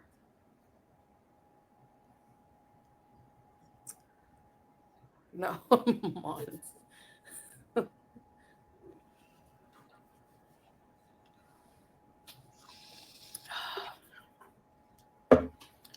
Anyways, I try not to make fun of these people, but it's so hard sometimes, I'm telling you. Someone actually said you were jealous of Julie because she favors Salah. Actually, I think I heard that, Nina. Hey, small potato. She makes fun of Alex's home but has a wrinkled fitted sheet behind her wall. That's what I'm saying. Have a sheet. I mean, hey, when I was 18, 19, I had my first place. Oh, she is not going to sit here and shame somebody for their house. No, ma'am. You are not going to do that on my watch when I have seen your place back in Canada. Why don't you tell your beezers all about it? You know, the ones who haven't seen it. There are pictures all over Twitter showing it. There are videos all over the place showing it. Why don't you tell your beezers about how dirty your house was? How disgustingly filthy dirty your house was. How you had bags and bags of trash just stacked up on the balcony area that Pete was too lazy to take down to the dumpster. Or what about you using an actual garden rake for the 3 feet of garbage on your bedroom floor? Or what about your pee-soaked bed? Or the vomit in the vents in your house? What about the moldy pots in your place? Or your refrigerator being so full of rotting food that even with the doors shut, you could smell the rot? Or paying your mom to come clean your house because you, as a 30-something-year-old woman, you couldn't clean it your doggone self. Embarrassing. Embarrassing. Why don't you tell people about that? Or the litter boxes not being changed for 3 months to the point where your cats were using just anything they could because they couldn't go anywhere else. That place was nasty. You had everything everywhere, top and bottom. Amazon boxes piled from floor to ceiling in several different locations. Don't you dare come after somebody else's house when you lived in all that pigsty filth. I had a sheet. But don't make fun of people who have nice $200, $300 curtains. Okay. But when have you had $200, $300 curtains? Yeah. No, actually, Julia likes me more. So that's what you want to believe. Okay. I've seen her interactions with you. I disagree. She don't like you. Trust me. I'm a cat mama. She don't like you. Nope. You pick her up and she can't wait to get away from you. She don't like you unless you got food. When I'm here, I'm her mum. When I'm gone, of course, she sucks up to Salah, but I don't feel bad making fun of people who are evil and criticize others. I don't know why I do. Sometimes I'm like, did I go too far? Sheet curtains always handy. Yeah, I used a garbage bag once. But you won't see me making fun of someone's beautiful, immaculate house. Excuse me. Hey, Max in Space. I swear these people who don't want to go to work, who don't want to get a life, see that they could make easy money or try to make easy money off of the butts, Careful, Shantal. You're walking across thin ice and you're about to drop right through. Ma'am, you don't go to work. You don't go to work. You don't have a job. If it weren't for YouTube, you would have nothing. You don't even have your health anymore. That if something happened to YouTube, you can go out and get a regular job. You got nothing but YouTube. If YouTube cut you off, you'd be freaking out. If somebody isn't working, regardless of the reason, you can't criticize of these subjects. And they probably do make a few coins, some of them. Some of them make more money. But it's just like, anyway. And don't say I don't want to go to work, because You don't want to. Even with YouTube, where it's so easy to make videos and post videos, it doesn't take that much time. And it's not like heavy, intense labor. You can't even do that right. You're lazy. You do more lives than actual videos because you don't want to be bothered with editing. And trust me, editing is not that big of a deal. You just don't want to do it. Imagine, y'all, being so lazy, you don't even want to move your fingers to press a few buttons. I'm fine. I don't have to. You know? My job is to entertain you people. So Well, failure. You're not entertaining anyone. if you don't want me to, well, Jill, member for 4 months, very important Beezer. I love your streams. They have been really fun. Thank you, Jill. I appreciate you. Thanks for rebeezing. Ready, set, rebeez. Oh gosh, this is going to be horrendous if I ever do lose weight. But oh well, that's all right. It's my wings of honor. They're so hateful because they don't want to work a 9 to 5. They're jealous. Thanks, Poop Ninja. Thanks, Nina. Thanks, Shadow. Why do you have upside down eyebrows? Some of these beezers, y'all crack me up. Capricorn Fairy says they are so hateful because they don't want to work a 9 to 5. They are jealous. Trust me, Capricorn Fairy, no one is jealous of Shantal. She doesn't have a life that would inspire jealousy or envy in anyone. I wouldn't take Chantal's life even if somebody paid me $1 million. I value my health. Even as an older person, I'm older than Shantal and she's younger than me, I still wouldn't have her life. You can pay me enough to exchange mine for hers.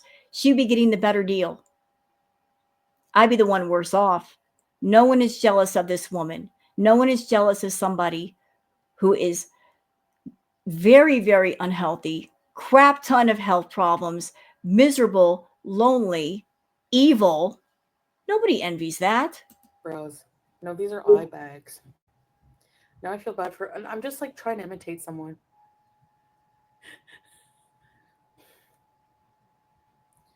Money can't buy you class. Wings of honor.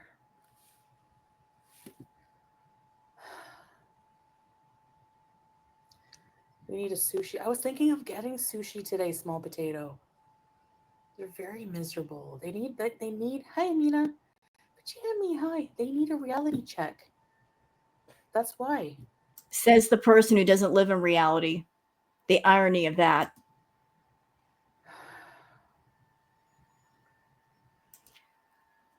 When you turn off the filters on your phone and you show everybody what you really look like, then you can come at me and everybody else talking about reality, okay? She spends money. It's not super skinny. Do you notice all these people are overweight? All of the people that are made fun of, including me. Wings of honor. Yes, Aisha. You're not the Aisha, are you? Tempura sushi. I mean, there's reaction channels to everything, I guess, though. Don't worry so much about. No, I don't, but it's just like some of them just go too far. And also, maybe they don't go too far, but what they, hi Lulu, hi Dawn, what they incite, like saying suggestive things about her being a bad mother. Some of the people in those audiences are they're not okay. So they will go and call CPS on a perfectly healthy family, or, you know, like, I don't know. You know what I mean? Like, just ruin people's lives. It's like weird. Bye, Poop. You mean like you tried to do? You called CPS on one woman just because you didn't like her, the things she said about you? And what about you did to Perfectly Imperfect? I mean, there's many examples of what you've done. And on top of that, how many times in your comments and on your videos and on your lives have you tried to turn your audience into your own personal private soldiers to fight personal wars on your behalf? You were basically telling your audience to go after certain people. Ninja. They do reach a lot, yeah.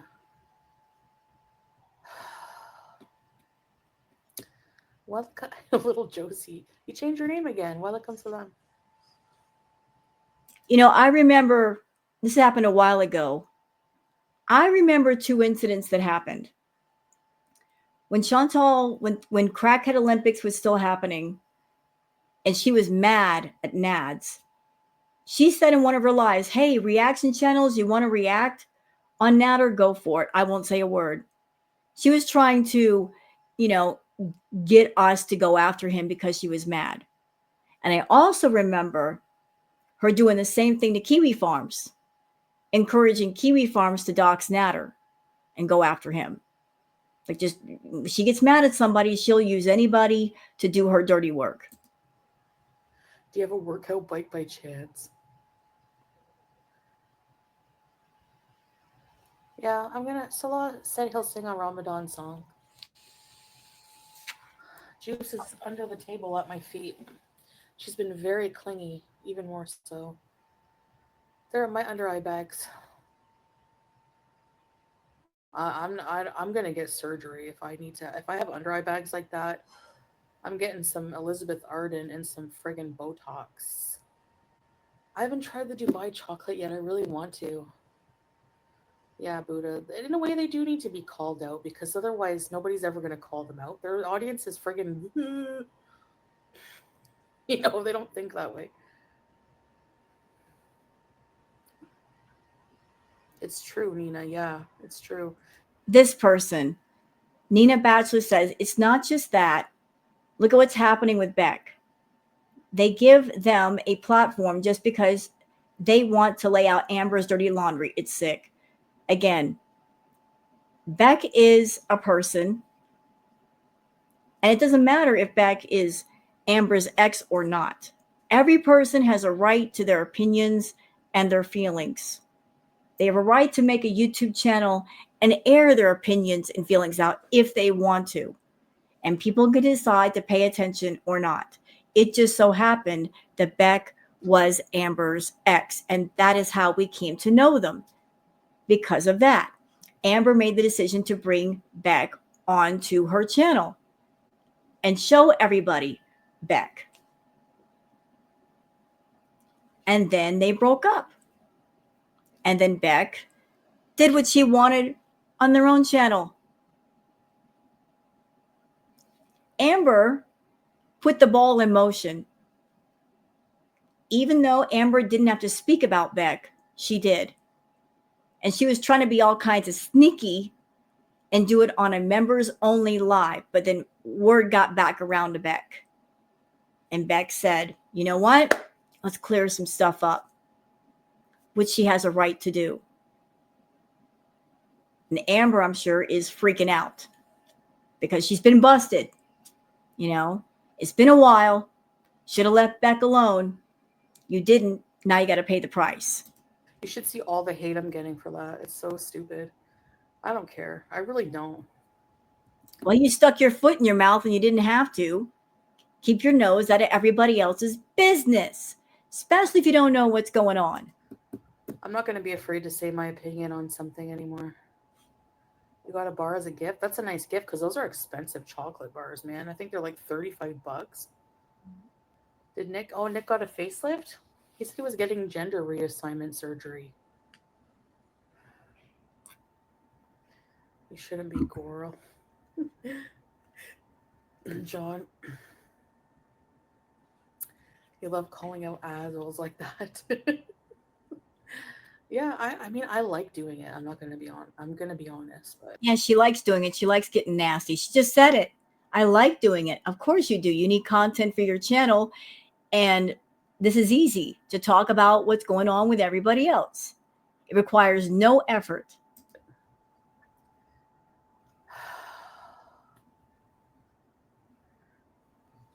Roy Say, I never heard of it. Japanese chocolate is really good, Zach. Dubai chocolate's delicious. I love pistachio and kanafa. Could go for some now. Do you still do the treadmill? Not really. I got to get back on it. Like once in a while there. What, Rebecca? Thanks, Mons. Oh, I thought you were talking to me, Buddha. I was like, that doesn't sound like me.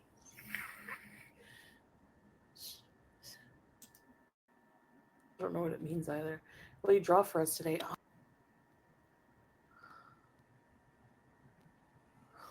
I want water. So it's like, you see how she went from talking about that situation. Now it's like there's an air of, what else can we talk about? I've got to fill up 3 hours. Salah said I had to be live for 3 hours. I got to fill up 3 hours within conversation. Shantal, I do tarot lives. I'm sitting there talking to people. I'm doing my tarot readings. We're having a good time. 3 hours passes by like nothing. Why do you struggle so much? You wouldn't struggle if you had stuff to talk about, but you come online absolutely unprepared with nothing to do. You're literally just sitting in front of the screen with your arms folded, waiting for people to throw you money, but giving them no reason to give it to you. Hey, Nikki.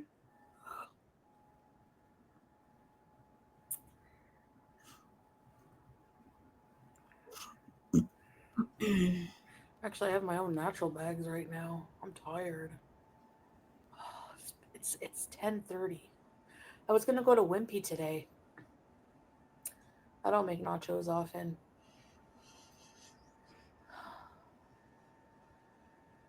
I missed your impression.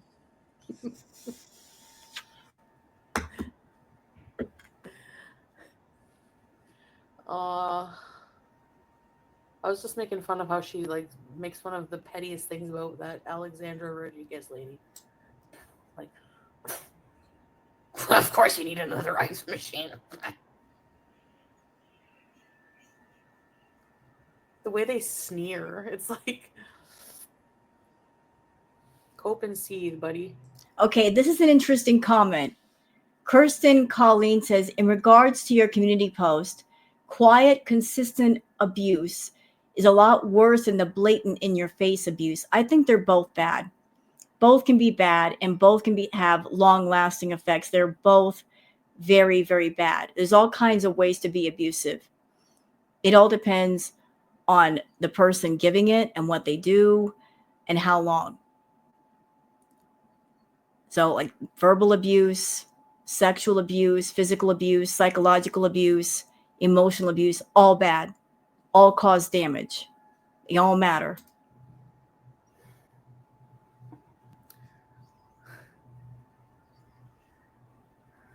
Refried beans.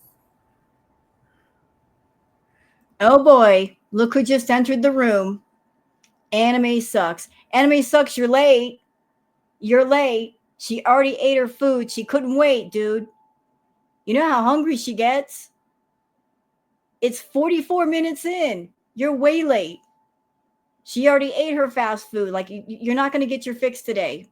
So sad. Reaction live streams on your 8 channels. I never did. Oh, let's speak of the devil. Anime sucks, cope and seethe. Yeah, literally. Let's speak of the devil.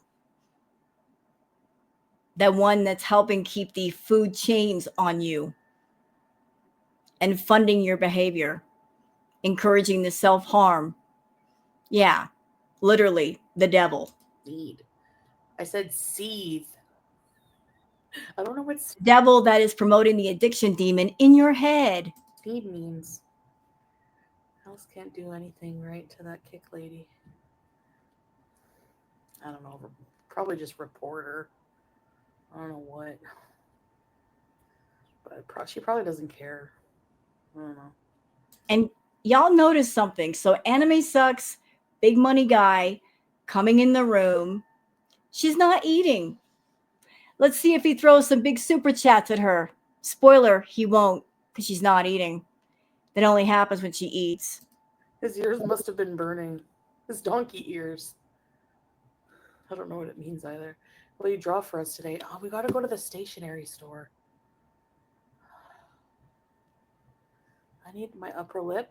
I need lip injections. Look at when I smile.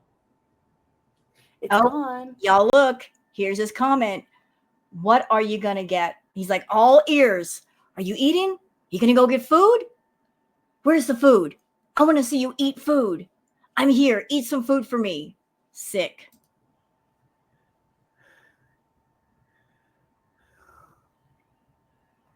I need to get stationery, pen and paper to draw pictures of people. Oh.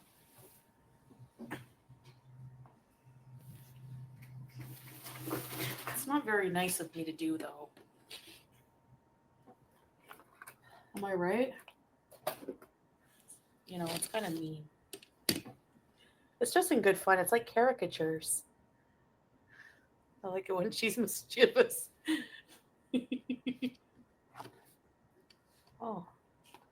Oh, there's stickers in this one. Cool. Again, the lack of content, the lack of ideas. I don't know what to do, so I'll just sit here and draw pictures for you guys because, I need to fill up 3 hours and I have no ideas. I got nothing. It's like keeping it cute.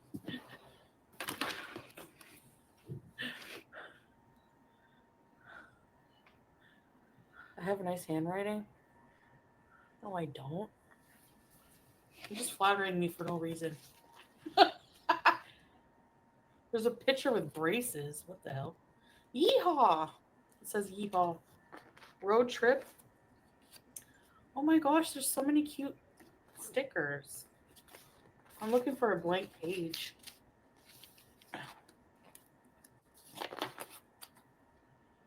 My birth chart. Okay, boring. Let's go ahead. Bro. Yes. Oh, wait. Back up. I see Beck's name. We're all confused.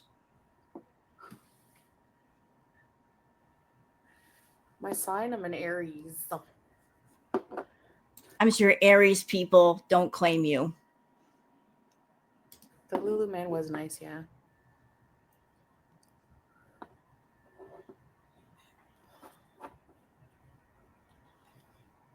But I have PTSD. She did not just say that. Did she just say she's got PTSD? She did not just say that. She did say that. You're awful. You don't have it.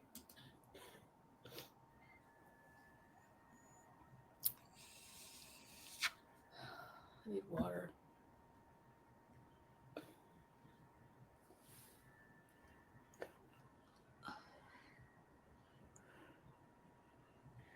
Front snaggletooth from tripping around on a kid.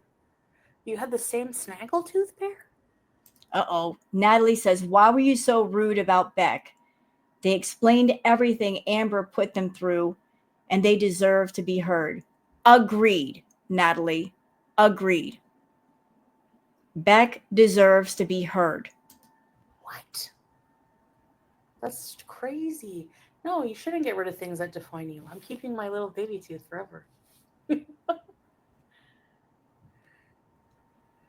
America hates Canada now? Really? Why? What am I up to tonight? Just beasting with you fine people. You have terrible eye bags too? Do people finally end up being friends with certain signs? I had a lot of Libra friends. And Salah's a Libra. Yes. Why was I so rude about Beck? Okay, listen. Oh, here we go. Let's go. That's fine. If Beck wanted to go and out all the tea at the beginning. So what's the reason for her making a reaction channel about Amber now? First of all, Beast, if a person who's been through something wants to wait to talk about whatever it is they want to talk about, that's their right. If they want to break up with somebody and wait a few months, maybe 6 months, maybe a year, maybe a couple of years, If you've been through trauma, if you've been through a traumatic experience or an abusive relationship, it may take a while to process everything that you've been through, to be able to put it into words and talk about it with another person or speak out about it. Just because you get out of a bad relationship doesn't mean immediately you can speak on it. Because emotionally, you're still putting things together in your head and in your heart. You, as a fake, phony victim, you're over there putting out the vibe of, well, they should have spoke out immediately. Why'd they wait? That is Beck's right to wait. That is their right. You can't define someone else's pain and suffering and when they should speak about it or not, or how. Understand? Thank you. That's just pure clout chasing. That was my point, okay? You define it as clout chasing, but the person in question, they feel differently. They feel differently. So when you were going on and on and on and on and on about Nads,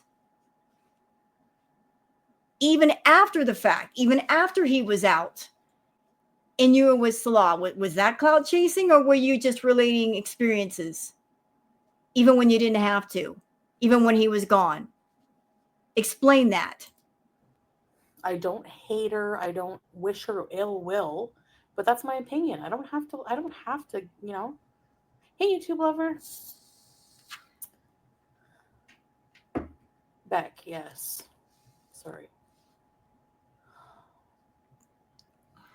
Oh. Natalie says Beck explained that she couldn't mentally handle it at first. Right. I don't know.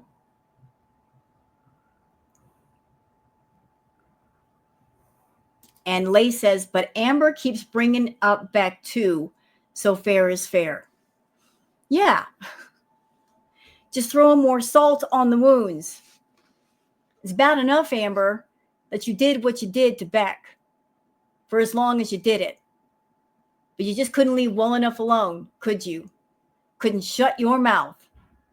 So all the nonsense you talked about Beck has a right to respond. And respond she did. They did, excuse me.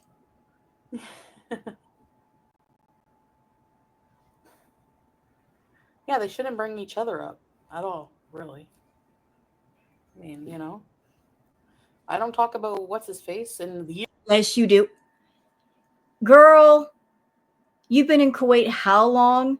How many times we heard about Nads and the things he allegedly did to you? You won't shut your mouth. Real victims of DV or SA, they don't want to talk about or think about the person who did the things that happened to them. They don't want to talk about it. They don't want to think of the person's name. They don't want to remember them. None of it. But you won't shut your mouth about Nads. You keep bringing him up. You just won't be quiet. And you want to know why? Because Nads is the one that even to this day, you still want to be with. And the only reason why you're not with him is because he doesn't want you. He wants to keep you at a distance, still taking your money, but not having to deal with the physical burden that is you. And that's just facts. He can get the benefits of you without dealing with you. But if Nads made one phone call to you today and said, Shantal, I really miss you. I wish you would come back to Canada. I would love to spend time with you or even be with you. You would pack everything up that night and be on the next plane home tomorrow. Nads is the one you want to be with. He was the one that got away. And Salah, was just the stand-in. He was the, I'm going to settle for this guy. And nobody in this world, whoever settled for anything, was ever happy. Because even if you take something different, in the back of your mind, in the deepest recesses of your heart, you still want what you want. And you want Nads, if for any other reason, because you couldn't have him. It drives you mad that you can't be with him. Because to this day, you still think of him. And if you had a way to go home to Canada and set up residence and get things started all over again, you would. But since you can't, you're stuck where you are with a guy who doesn't care about you and has no emotional attachment to you. Why do you think that he's able to turn the other cheek when you do your mukbangs? Because he doesn't care. He has no emotional strings tied to you. He is indifferent to you. As long as you give him a little money and give him the free and easy lifestyle, he's in on that. But other than that, nope. No, ma'am. He doesn't care. If you were to leave, he'd find somebody else to take your place. I'm sure he's already looking. That while you're doing your mukbangs and doing your lives, he's in the bedroom on the phone talking to other women. Looking for the next piggy bank. You're just the one that he has currently. But Nads has never been far from your mind. And the only thing separating you two is the fact that you have put things in a point where you can't afford to go home and start over. You put yourself in that tight of a corner. Years, really. Maybe once in a while, like if a memory comes up or something like the topic, but very briefly. You know what I mean? I don't have any like videos dedicated to it. But what did you do? You get a short memory, but I don't. I remember after you two broke up, despite the fact that you said this man was abusive, you made an entire video, a collage of pictures of the two of you together with music. Who does that? Anybody? Would anybody else out there make an entire video collage of pictures of their alleged abuser? Like, I love you so much and I miss you and I want to remember you by putting you in a video. I wouldn't. I didn't. So I don't make money off of, you know. So, yeah.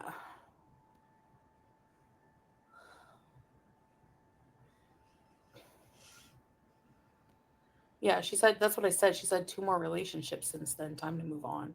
But it's clear she's just doing it for clout. That's it. So. And that's something you can't speak on because you've done things for clout. You do all kinds of things for clout. You were going in the local live chats and on Discord for clout, hoping to get hired by Keemstar. Clout, money. You go on TikTok looking for the viral trends, try to do stuff on YouTube, trying to tie the both together. Clout. You talk about anybody for clout. Always trying to put your hooks in what everybody else is doing, trying to attach yourself somehow so that you may somehow benefit. Clout chaser. That's like exactly it, yeah. And if it was so horrible, why do you want to keep remembering everything over and over and over? I don't even want to talk about the loot, you know? But to compare like actual like being beaten to having to wipe someone's ass is just ridiculous. Degradation and humiliation is still degradation and humiliation. And I'm sure that's just the top of the iceberg, and there's a lot more beneath the surface of the water. If Beck was made to wipe Amber's butt strictly because it was a power play by Amber, because Amber had full mobility to do it herself. If Amber was doing that to Beck, what else was she doing? Because you got to know that she didn't stop there. She did not stop there. And I hope that person who was the mom, the friend, does come forward with more dirt. Because it's about time that these girls got exposed for being the manipulating, lying, evil predators they are. And I'm here for it. Bring out the dirty laundry. In my opinion. So reaction channels can talk about all of it, but not Shantal. I know. It's just because I'm not, feigning over her like everyone else. I don't care. Hate me. She's mad. She's like, why is nobody talking about me? It's all about attention. She hates other people getting attention. It burns her butt that an actual victim is getting more attention than her as a fake phony victim. How about that? All you want. You're free to. Maybe Amber is doing it for clout. I don't know. Okay, here's another comment from Natalie. Amber was emotionally abusive, not letting Beck see their family. And that's a tactic that abusive people use. They'll slowly groom you into the abuse to where it's just normal. You just accept it. They'll lead you slowly into it. They won't, just come all out, all guns blazing in the beginning. They slowly groom you into it. They get you used to negative behaviors, to the hurt. They'll introduce it little by little by little. They will isolate you from friends and family because you are the target. You are the victim. They're zeroing in on you, and they don't want outside influence to threaten the manipulation and control that they've got going on. That's a really common tactic. Take everybody else that you feel might be an outside influence that might get in that person's ear and talk some sense into them, and keep those people far away from that person so that they can't think straight. They're not thinking of, maybe I should get out of here. Maybe I need to get away from this person. How can I do it? Like all you could think about, all you can feel is the pain. Filled to the brim with pain. Dealing with a person who every day they come at you, they might be insulting you, hurting you, degrading you. And every day you feel like all of your skin is ripped off your skeleton. And you got nothing to fight with. Yeah. I don't know. Yeah, exactly. Hi, Gabrielle.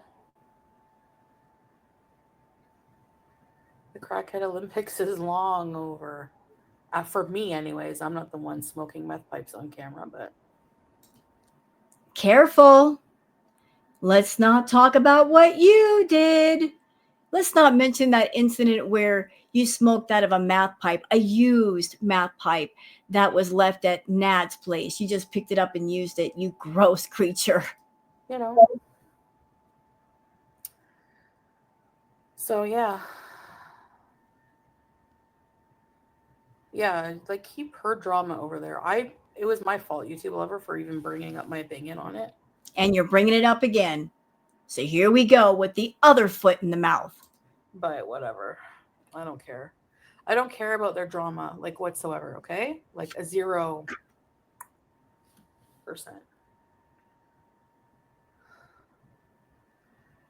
Someone who suffered real domestic abuse like Shantal, that is no comparison. Yeah, sorry. Boy, she's got you guys so snowed in. Nina Batchelor saying that's low-key triggering to someone who suffered real DV like Shantal. That is no comparison. Nina, do you see her being triggered? She's not being triggered. There's no visceral reaction here. If she suffered DV, wouldn't she be having a visceral reaction? Wouldn't she have some sympathy and compassion and caring for someone like Beck who's been through something? Where is that?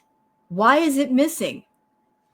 If you've been through something horrible and you encounter somebody else who's been through something similar, something horrible, you're going to feel a sense of empathy. Like, I've been there and you just came out of that. I feel for you. That's missing right now. And that's because she's a fake victim. She's not a real one. Trust me. She's a fake. She's a phony. Anybody that was around for Crackhead Olympics will tell you that. Telling a bunch of stories. He's so horrible. He hit me so hard I saw stars. He wouldn't let me leave the house. I'm so scared. I need security cameras. I need a safe word, which, by the way, a safe word is something used in BDSM. You don't come online and tell your safe word to an entire audience on YouTube. And then she would go sneak off and go see Nads in motel and hotel rooms and get caught. Imagine someone complaining about, I've been in a DV relationship. I'm so scared. He's so scary. But yet you're going to put yourself in situations where you're spending alone time with this person willingly. Even though this person's abusive, you're going to drive back and forth to go see him. You get in the car, driving to his house or driving to a motel room and being in an enclosed space with this person with no protection, and you feel secure enough to do that. What real DV victim would do that? None. Absolutely none. Even when she was telling the stories of what happened to her, no visceral reaction. If you've been through something like that, you start thinking about it. It's like a movie replaying in your mind, and it hurts. She never had a visceral reaction. She never got shaken or crying. Nothing, because it was fake. But I don't know. Like, yeah, I'm allowed my opinion, exactly, and I'm not taking the posts down anymore. Like, I'm not being ashamed of my opinion on things. If people want to hate me for something, that's fine.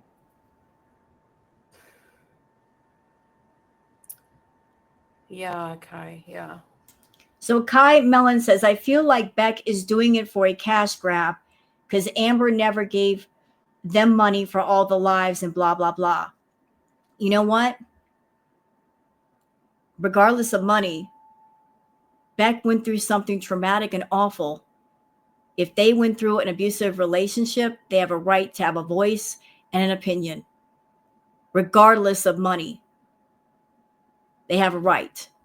And as I mentioned in my previous reacts, Beck was doing a whole lot for Amber, unpaid, absolutely unpaid, doing many different jobs, was there 24/7, acting as a caretaker, bathing her, feeding her, wiping her butt, caring for the pets, taking the car to get repaired, going to get the groceries, all kinds of things, unpaid. Amber did that on purpose. She wanted all the benefits of somebody doing all those jobs, turning Beck into a Swiss Army knife, errand person, but not paying for each job. So if Beck wants to get online and speak their truth about what happened, and if Beck earns a little bit of money from it, maybe it's owed to them. Exactly. Whatever. How many of my accounts got blocked during Crackhead Olympics?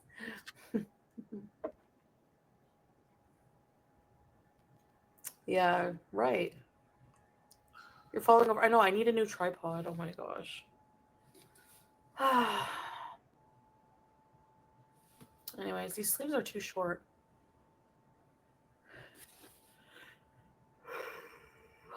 Oh, hold on. We're going back up to this comment. Kat says, Beck was so emotionally damaged by Amber, it took Beck years to heal and tell her side. Right. Sometimes it takes years for that damage to come to the surface.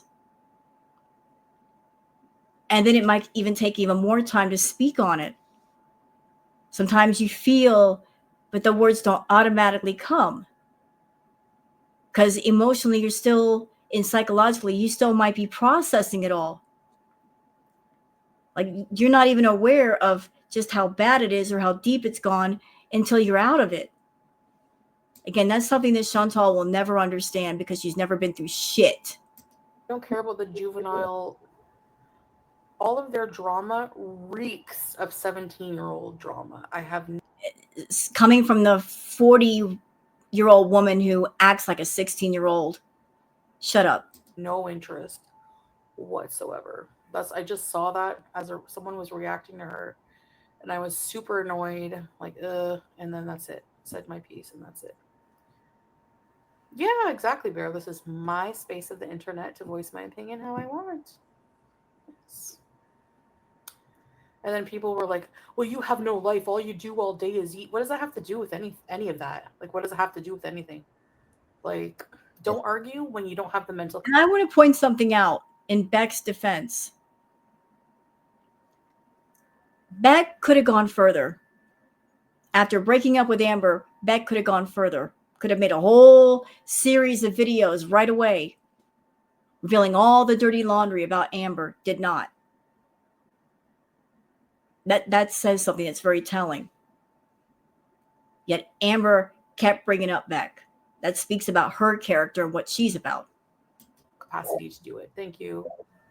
You know what I mean? Like, I don't know.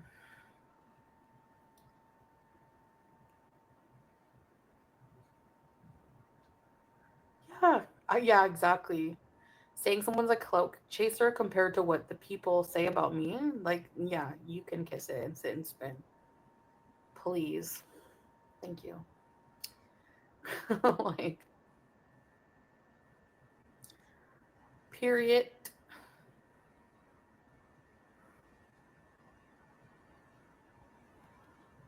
The fact that people don't like you has nothing to do with the fact that she does clout. Hey, anybody notice something? Like, what happened to Anime Sucks?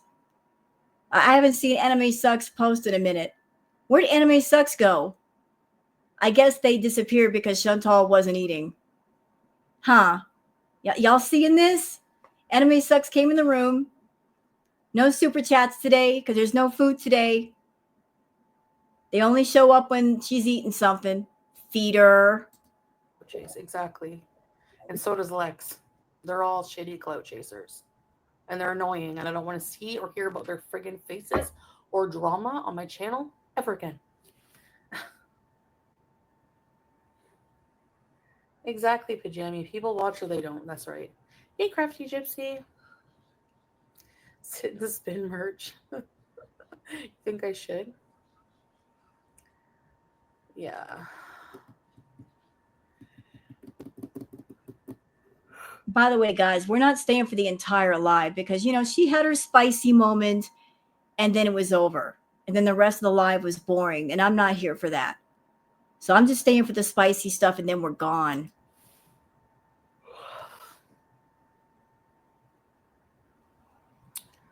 So, yeah. Maybe Jennifer Ray for peace of mind. I've blocked for way less.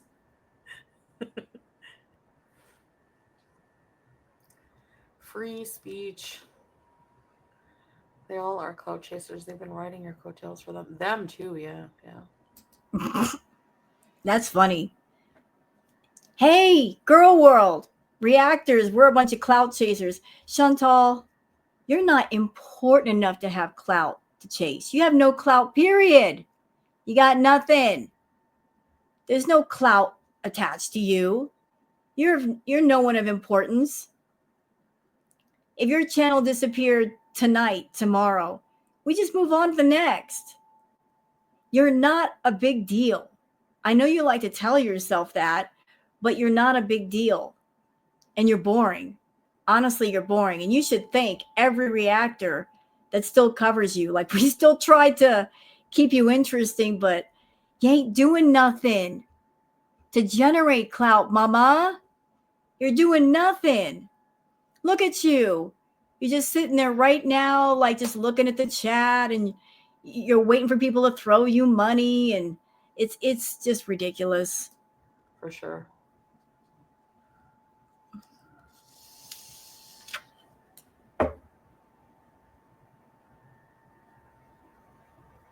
Exactly, Nina. Yeah.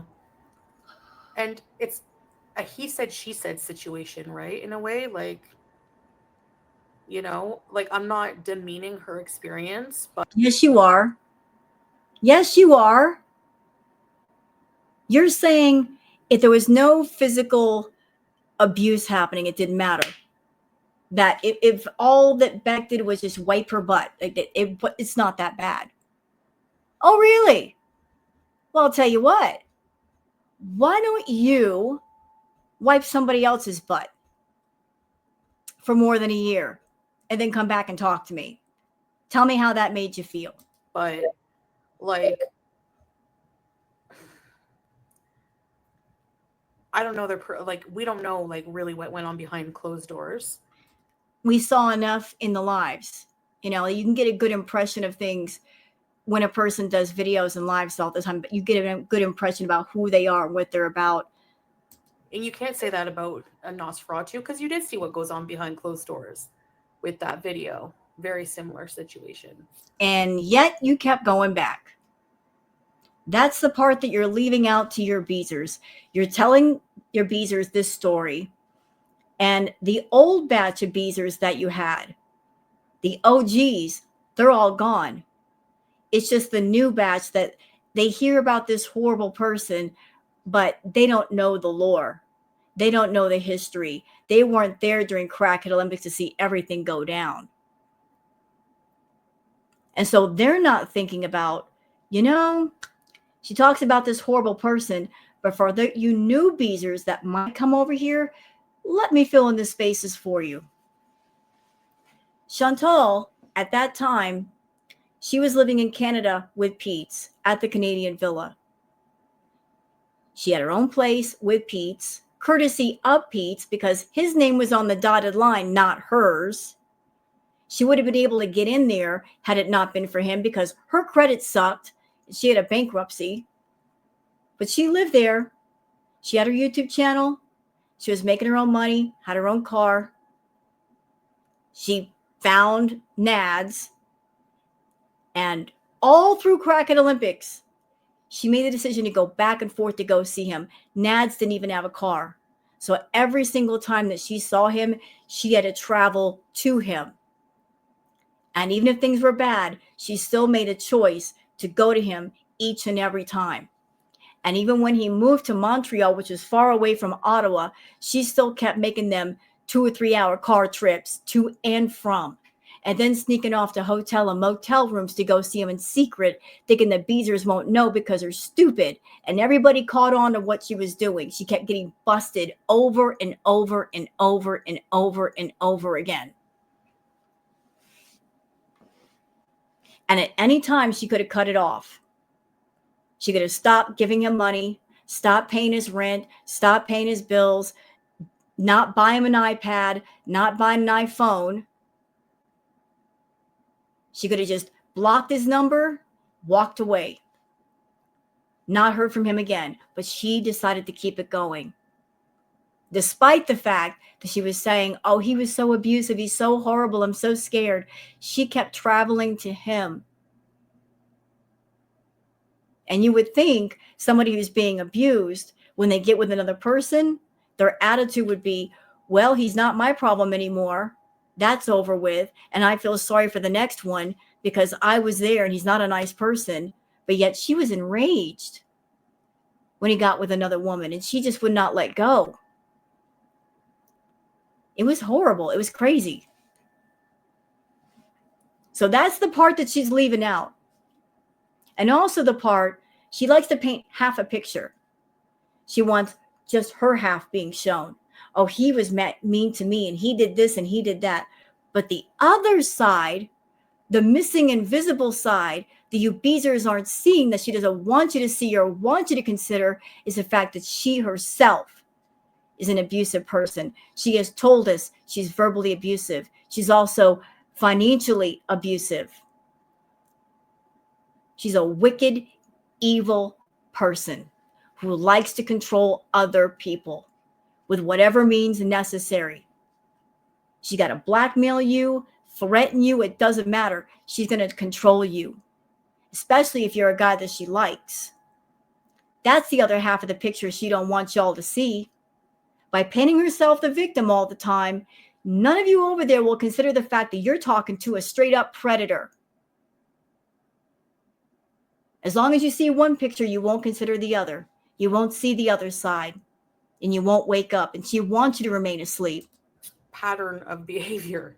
So, I mean, you know, like, it's just like, I don't know, what she was whining about having to wipe ass or something. I don't know, like, whatever. But yeah, like, no, it's, I don't know, it's stupid. I hate when people do that, like when they've been in a relationship and they out, like, so if I was like that and just outed people's business for clout and for no reason, then why did I not do that with BB? Why didn't I do that with Milan? Because you couldn't. Because BB was a good man who did absolutely nothing wrong with you.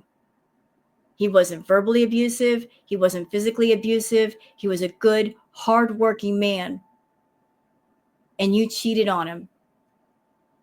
You did. You cheated on BB. The same way you cheated on Pete. You are a cheater. You couldn't spin this story after it was over. Oh, he was mean to me and he did this, because when we watched your videos, we saw who and what he was. He was a quiet, hardworking man that didn't even like coming on camera.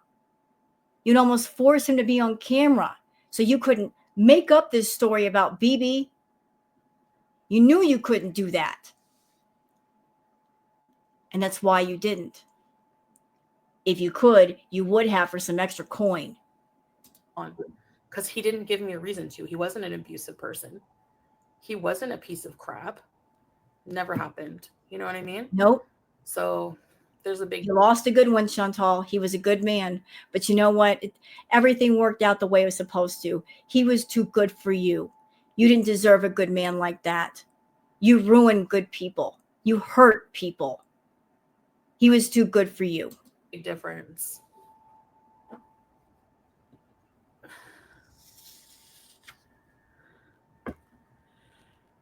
Oh yeah, now.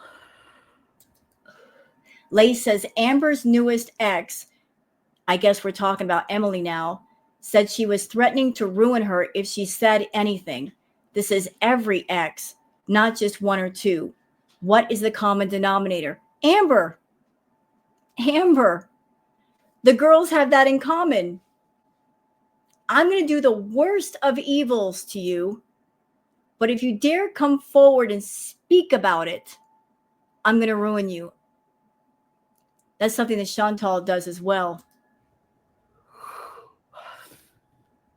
But how do you know, Natalie? Like, how do you know she's being truthful about everything? Were you there? I don't know. And considering what I heard about Amber lying about essay, Amber, you can step on all the Legos too. Hi, Misty Dawn. I don't even know all the tea though, but he was a good guy. Yeah, like if there was nothing to, you know. And I would be talking about the abuse as it was happening. I didn't come on. Nothing happened. That's why you can come online and speak about it so easily in front of strangers. Because it was fake. And I'm sorry I'm getting loud, y'all. I apologize. I'm just getting worked up. Can y'all tell? There's some things in life that just really tick me off, and this is one. People who lie about abuse for the sake of views and attention, and it's all phony. It's a slap in the face to those of us that have been through some stuff. Yeah, I'm mad. I'm real mad. People who've really been through something traumatic like that. You cannot get in front of strangers. I don't care if it's on the internet and you don't have to look at them directly. You can't do that. It's hard enough talking to just one person or two people in private about it.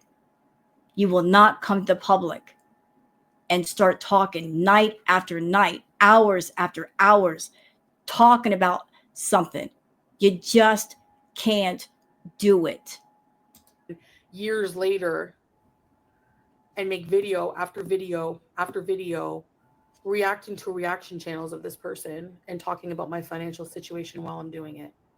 That's just you know what I mean? Like, no. And by the way, Bees, there's something else for you. When Shantal first started seeing Nads, in the beginning, she would come home with bruises on her chest and her arms, and she would show them off proudly like badges of honor, saying it was from rough sex. But then suddenly, when she was angry with him, suddenly that became abuse. Does that strike anybody else as weird? Yeah, exactly. Teardrop, my favorite sentence. Yeah, you're right. It's very juvenile. Like when I don't know. The drama is very juvenile to me, and her audience is like that. Look at some of the reactors who react to her. They're like early 20s, you know, and you could like reacting to like.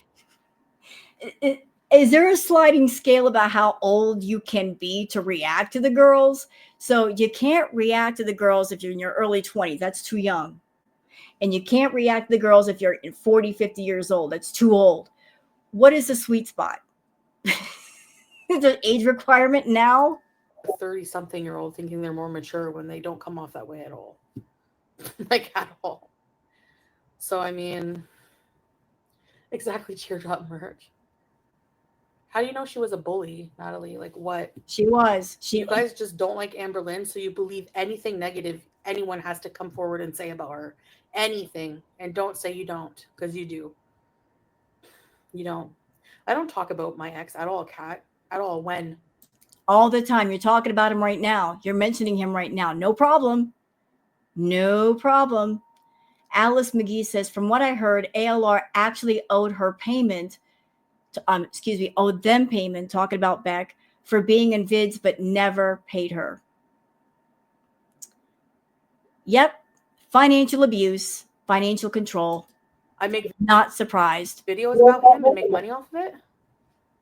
I'm sorry that you can't make, you can't defer the two, like see the difference. Yeah, I remember when you said about Nads, Shantal, you said, oh, I'll just make money off of you. It was so traumatic, but you don't mind talking about him because you make money off of him. That's why you didn't mind. You're an abusive person, but I will use you to make money. I will talk about you to make money. So I guess whatever happened between the two of you wasn't that traumatic because you turned it into a money point, a money maker, and you made a lot of money off of Nads, didn't you? I'm not taking up for the guy. He's still a scumbag, in my opinion. But let's be real. Made a lot of money off of Nads, featuring him in your videos, setting up a channel for him, making money off that too, fighting with him online. You made a lot of money off of him. I don't have one video on my channel. I've privated if I wanted to make videos and money off of him, believe me, I'm sure people would listen. Not really. It's been too long. It has been too long. And you got this story arc going. You're with Salah. You're in Kuwait. He's not local. He's not even in the foodie verse like he used to be. In order for him to be in the foodie verse, you would have to let go of Salah, go back to Canada, live there, and start getting the drama back with him. But since you're unwilling to do that, and you're not doing that, you are stuck where you are with your fake, phony playhouse husband, losing money every single day. I love that for you. Keep it up, Shantal. You're doing great. So, yeah.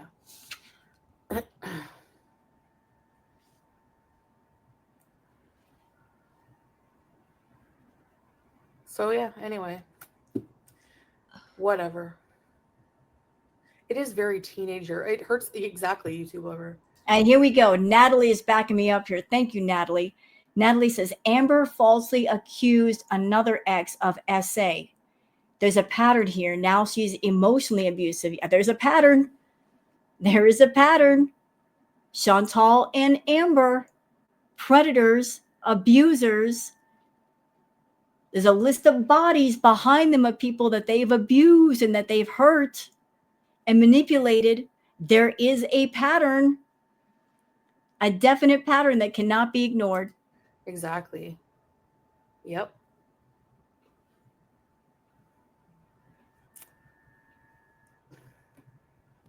Yeah. Mm-hmm. She falsely accused another ex of SA. Okay, how do you know it's false? Like, how did you know about? How did you? Was it like? How did you know it was false accusation? Yeah, it's an opinion. Really, exactly. Hey, Loretta. So why is Amber's accusation false, but Becky's is true? Do you know what I mean? Just seriously curious about that. I need water. I'm so thirsty. The heat's getting too hot, so she's going to the kitchen. Like, she's getting deep in this conversation and people are asking the hard questions. She's like, I need water. Water deflection. I'm going to ignore the chat, whatever you guys are saying, because these are hard questions and I can't handle them. My 2 brain cells are getting overloaded right now. I got to get away from it because I'm going to get myself in trouble and I know it. So I'm walking away right now.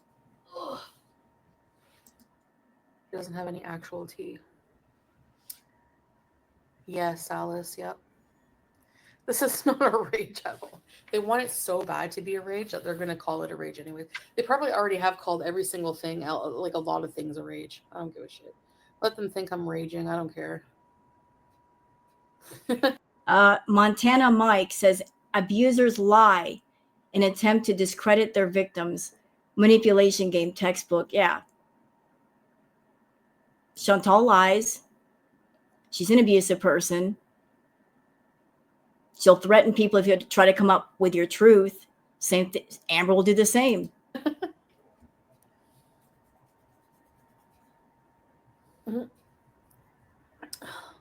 Lay says Amber literally just brought them up during her last live.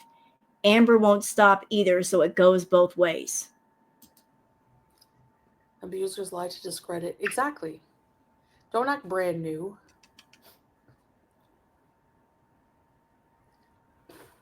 Yeah, I'm 60. Yeah, it does go both ways. Oh, look, Enemy Sucks has come back. He was missing for a minute. He's come back. He's probably like peeking his head around the corner. Is she eating yet? I saw her go to the kitchen. Did she grab some food? Are you going to eat, Chantal? Your big money man's in the room. Come on now. You know what he's waiting for. You want them super chats. You know what to do. Actually, yes. But does Amber have a channel just dedicated to Beck? No. It is dumb.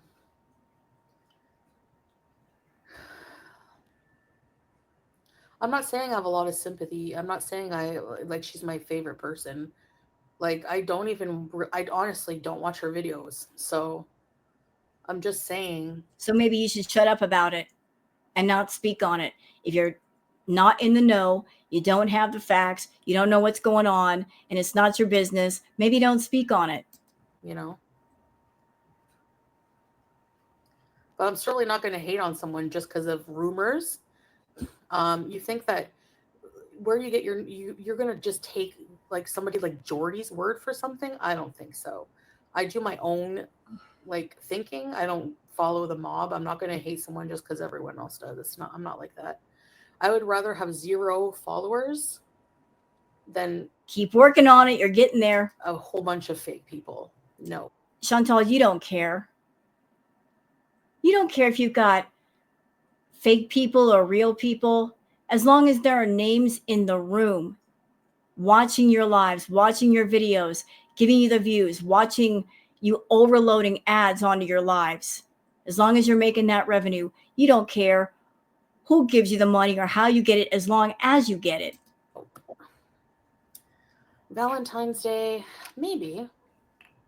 What's for dinar? Well, I had great steak. Oh my God, she's raging. I know. Yes, of course that's going to come soon. Yep. No, you're not raging, but you are putting your foot in your mouth, and that's entertainment for me. Love seeing you do that. Keep it up. The difference between no drama and no raging, very different. Because I'm back to brand new. I'm the most sane character? Yes, that says something. I'm not sane, but that's okay. I don't need to be. I don't think anyone is. You know?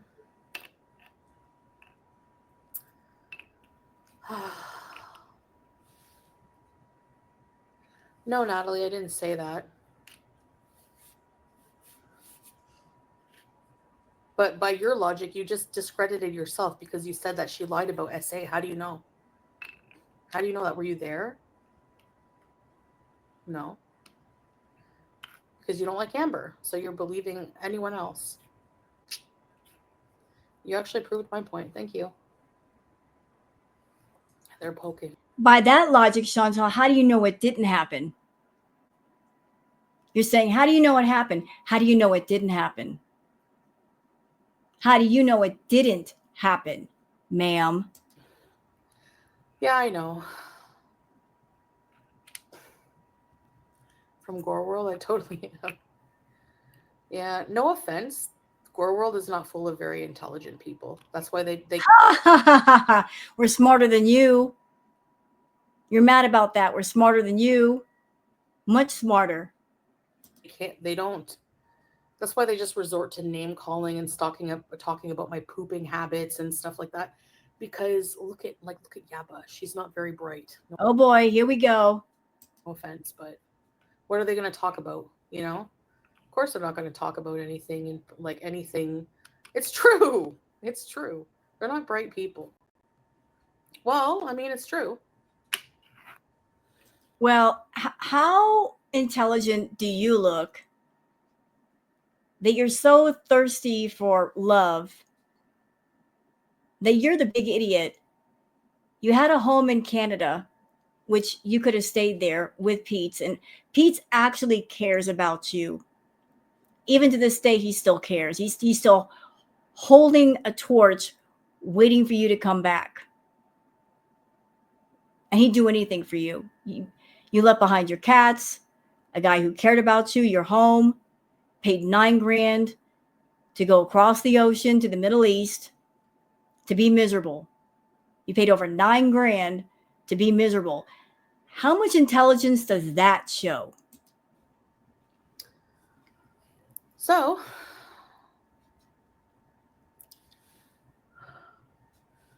Queen Cobra is threatening to kill you with a machete because you did an impression of her. Shut up. I'm like low-key scared of her, actually. Now, relax. I don't hate you, okay? What the hell? It's just an impression. I'm gonna kill you with a machete. Aw, Joshy. I brought this table, SB, from Thailand. Yeah. Good for you. You spent $5 on a Temu table. You're moving up in the world. I actually don't hate her. Listen, I'm sorry, okay? I don't need... I'm very sorry now. You're a gorgeous, beautiful, wonderful woman. Please don't kill me. No, you're not being a mod.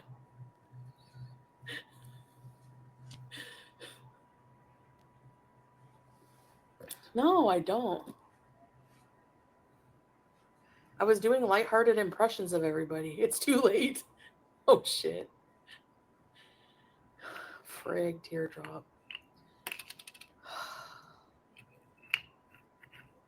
Yeah, you want to talk about clout chasers, Shantal? You got some in your own chat. Look at all these people. I want to be a mod. I want to be a mod. I want to be a mod. Why y'all want to be mods for so bad? Just so you can say, I'm mod for Foodie Beauty. Clout chasers. Clout chasers. Y'all over here being hypocrites. Saying all of these reaction channels, they're clout chasers. What about you in the chat, all of you? I want a mod for you, Foodie. Make me into a mod. Begging to be a mod for what? So you can say, I've got a wrench. Ooh, I've got a wrench. My name's in blue. I'm one of the special people. Sit down, you clout chasing fools.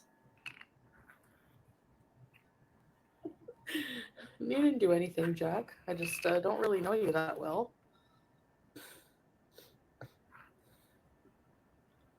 I'll tell you what, though. Those of you in Foodie's chat, you want to be a mod? Here's a quick, easy way to become a mod. Give her a lot of money. She generally will make you a mod if you're a big tipper. She'll give you a wrench for that. You got to pay for it, though. A lot of money, though. Not just little amounts. You get a lot of money for that. Not. Let's all put heart in the chat for now, please. Thank you. Stand your ground. No way. I'm not messing with her.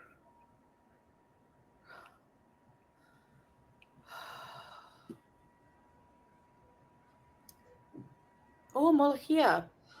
Yes, I have. It's pretty good. I like it made the more dry way, not the slimy, soupy way. I think that's the Egyptian way. They make it like soupy. It's too slimy for me.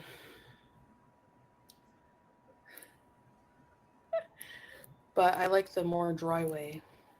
See what she's doing? So you got deep into this conversation where she was putting her foot in her mouth.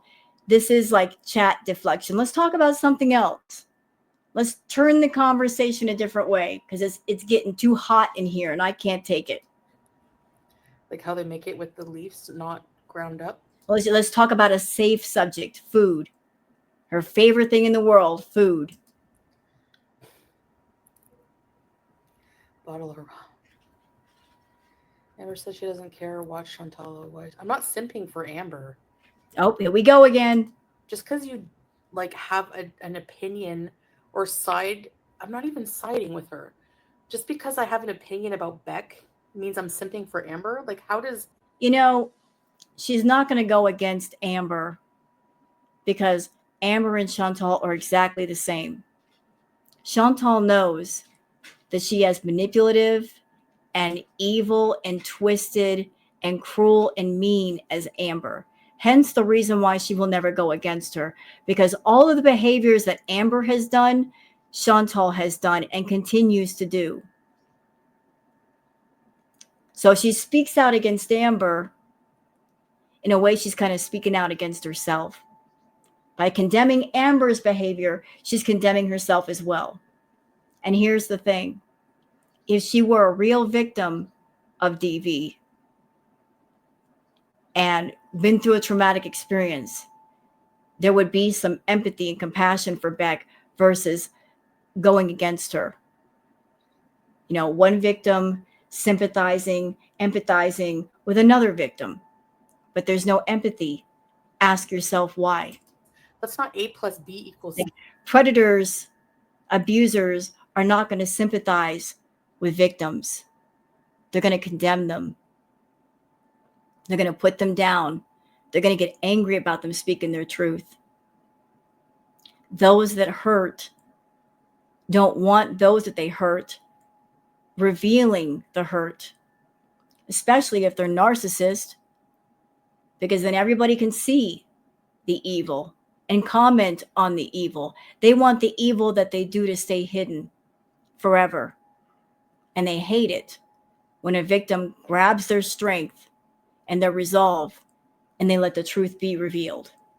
See here. Like, what? Like, what? No. I don't care who you are, if I like you or not. Like, what's right is right, you know? Definitely not a simp, please.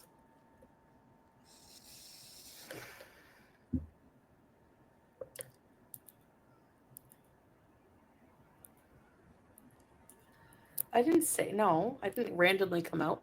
I said that I was watching a reaction of Beck, and that's why my opinion came out about it. Why are you simping for Beck? You asked me why I'm simping for ALR, you're simping for Beck.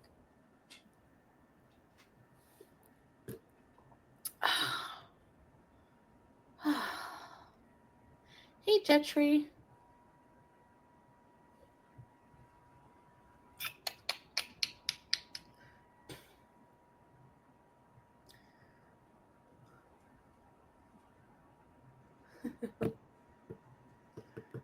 People actually watch.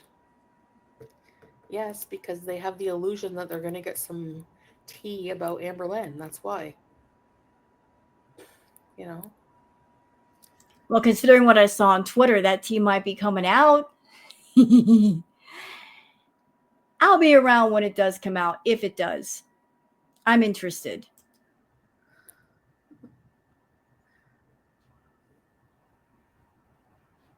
Yeah. Yeah. How long has everyone been watching?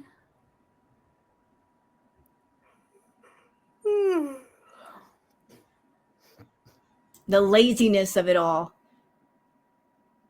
Doing a live and you got your head down on the desk, about ready to fall asleep. Maybe it's time to turn off the camera. Exactly, SB.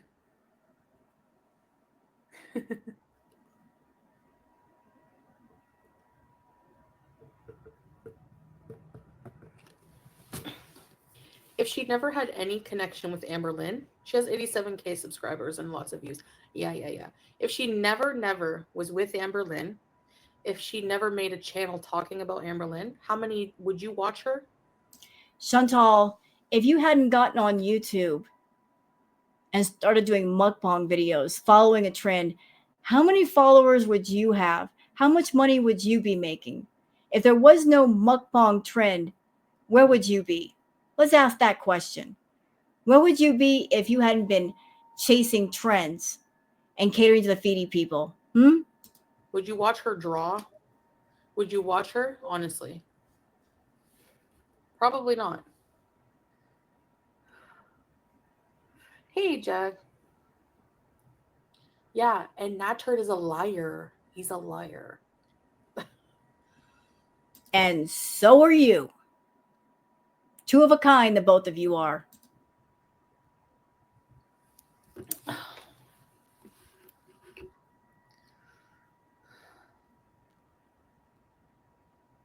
Watch her draw Doug and Tommy Pickles.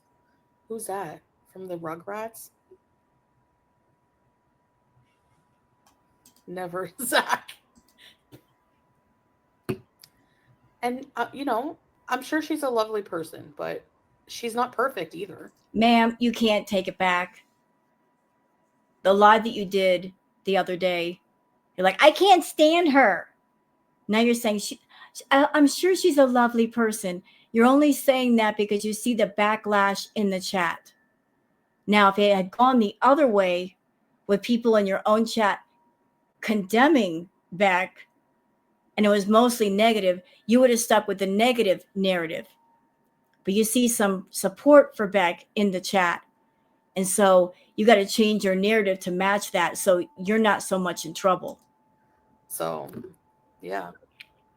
I was just calling that out. That was my opinion. I couldn't hold it in.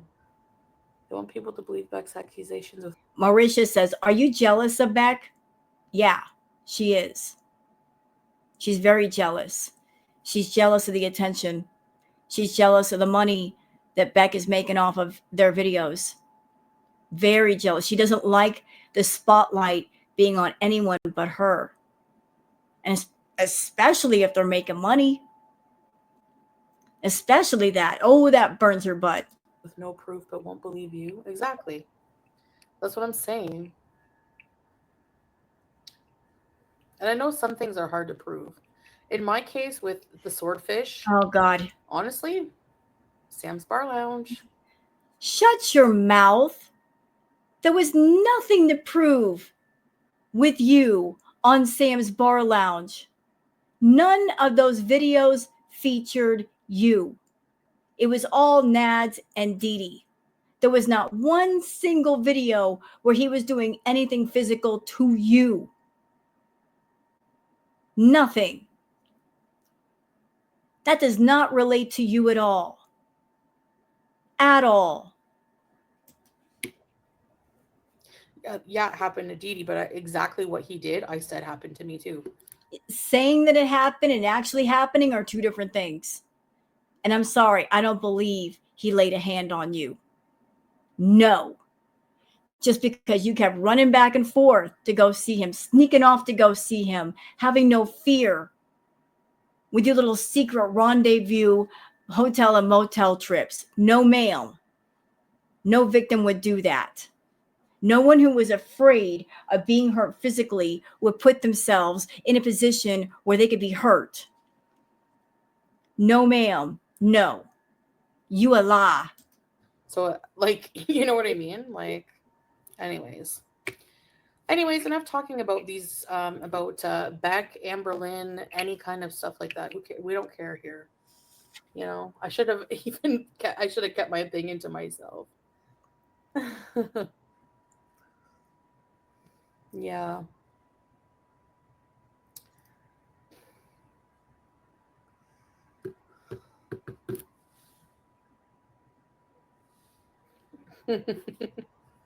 Yeah, exactly, Teardrop. Go to her channel and complain there. Capricorn Fairy.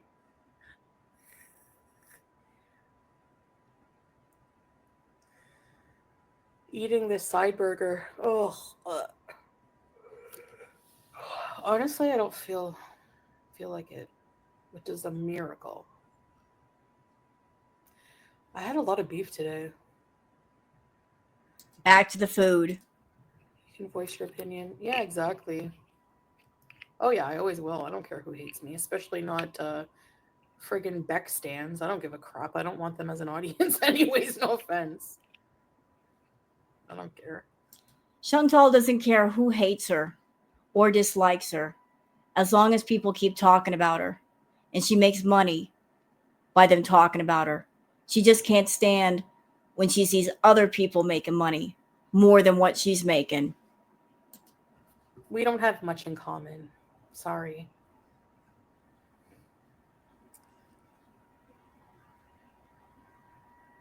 That goes by they, them. Oh yeah, I did forget that.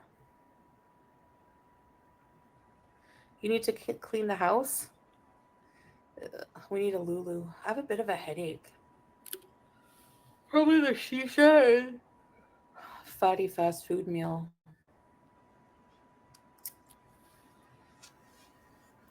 Okay, is there anything else? I think like she runs out of steam.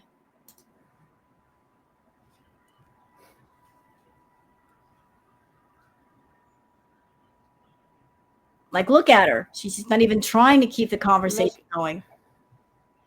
Canned pumpkin. You make cookies from persimmons? They have flavor? Yeah, we're definitely going to get some Ramadan decoration. I don't know where those hanging lights are. I'm just going to get some El Cheapo one. Girl, why are you yawning so much? If you can't even stay awake and have enough energy for a 3-hour live, you would not make it in the real world a real job. He outed all that stuff when, and now it's just like, reaction. Like, how long are you going to talk about this? I thought you were done. Let's not talk about this, but continues to talk about it. Make up your mind. Is in clout chasing. That's my opinion, and you're not going to change it. Coming to Dubai? I don't know. I don't think so. I just don't. I don't know. I don't really. The drama just doesn't interest me at all.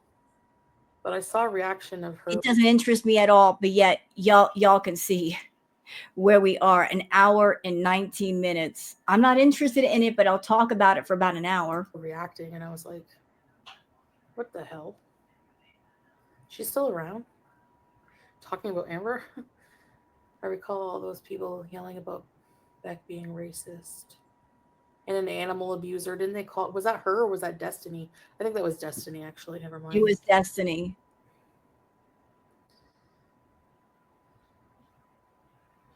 Aaron, good point, actually. I feel bad for minorities, too.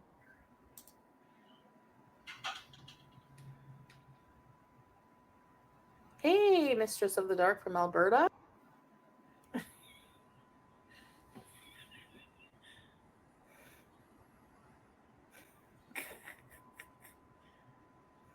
You can't tell me that Julie is...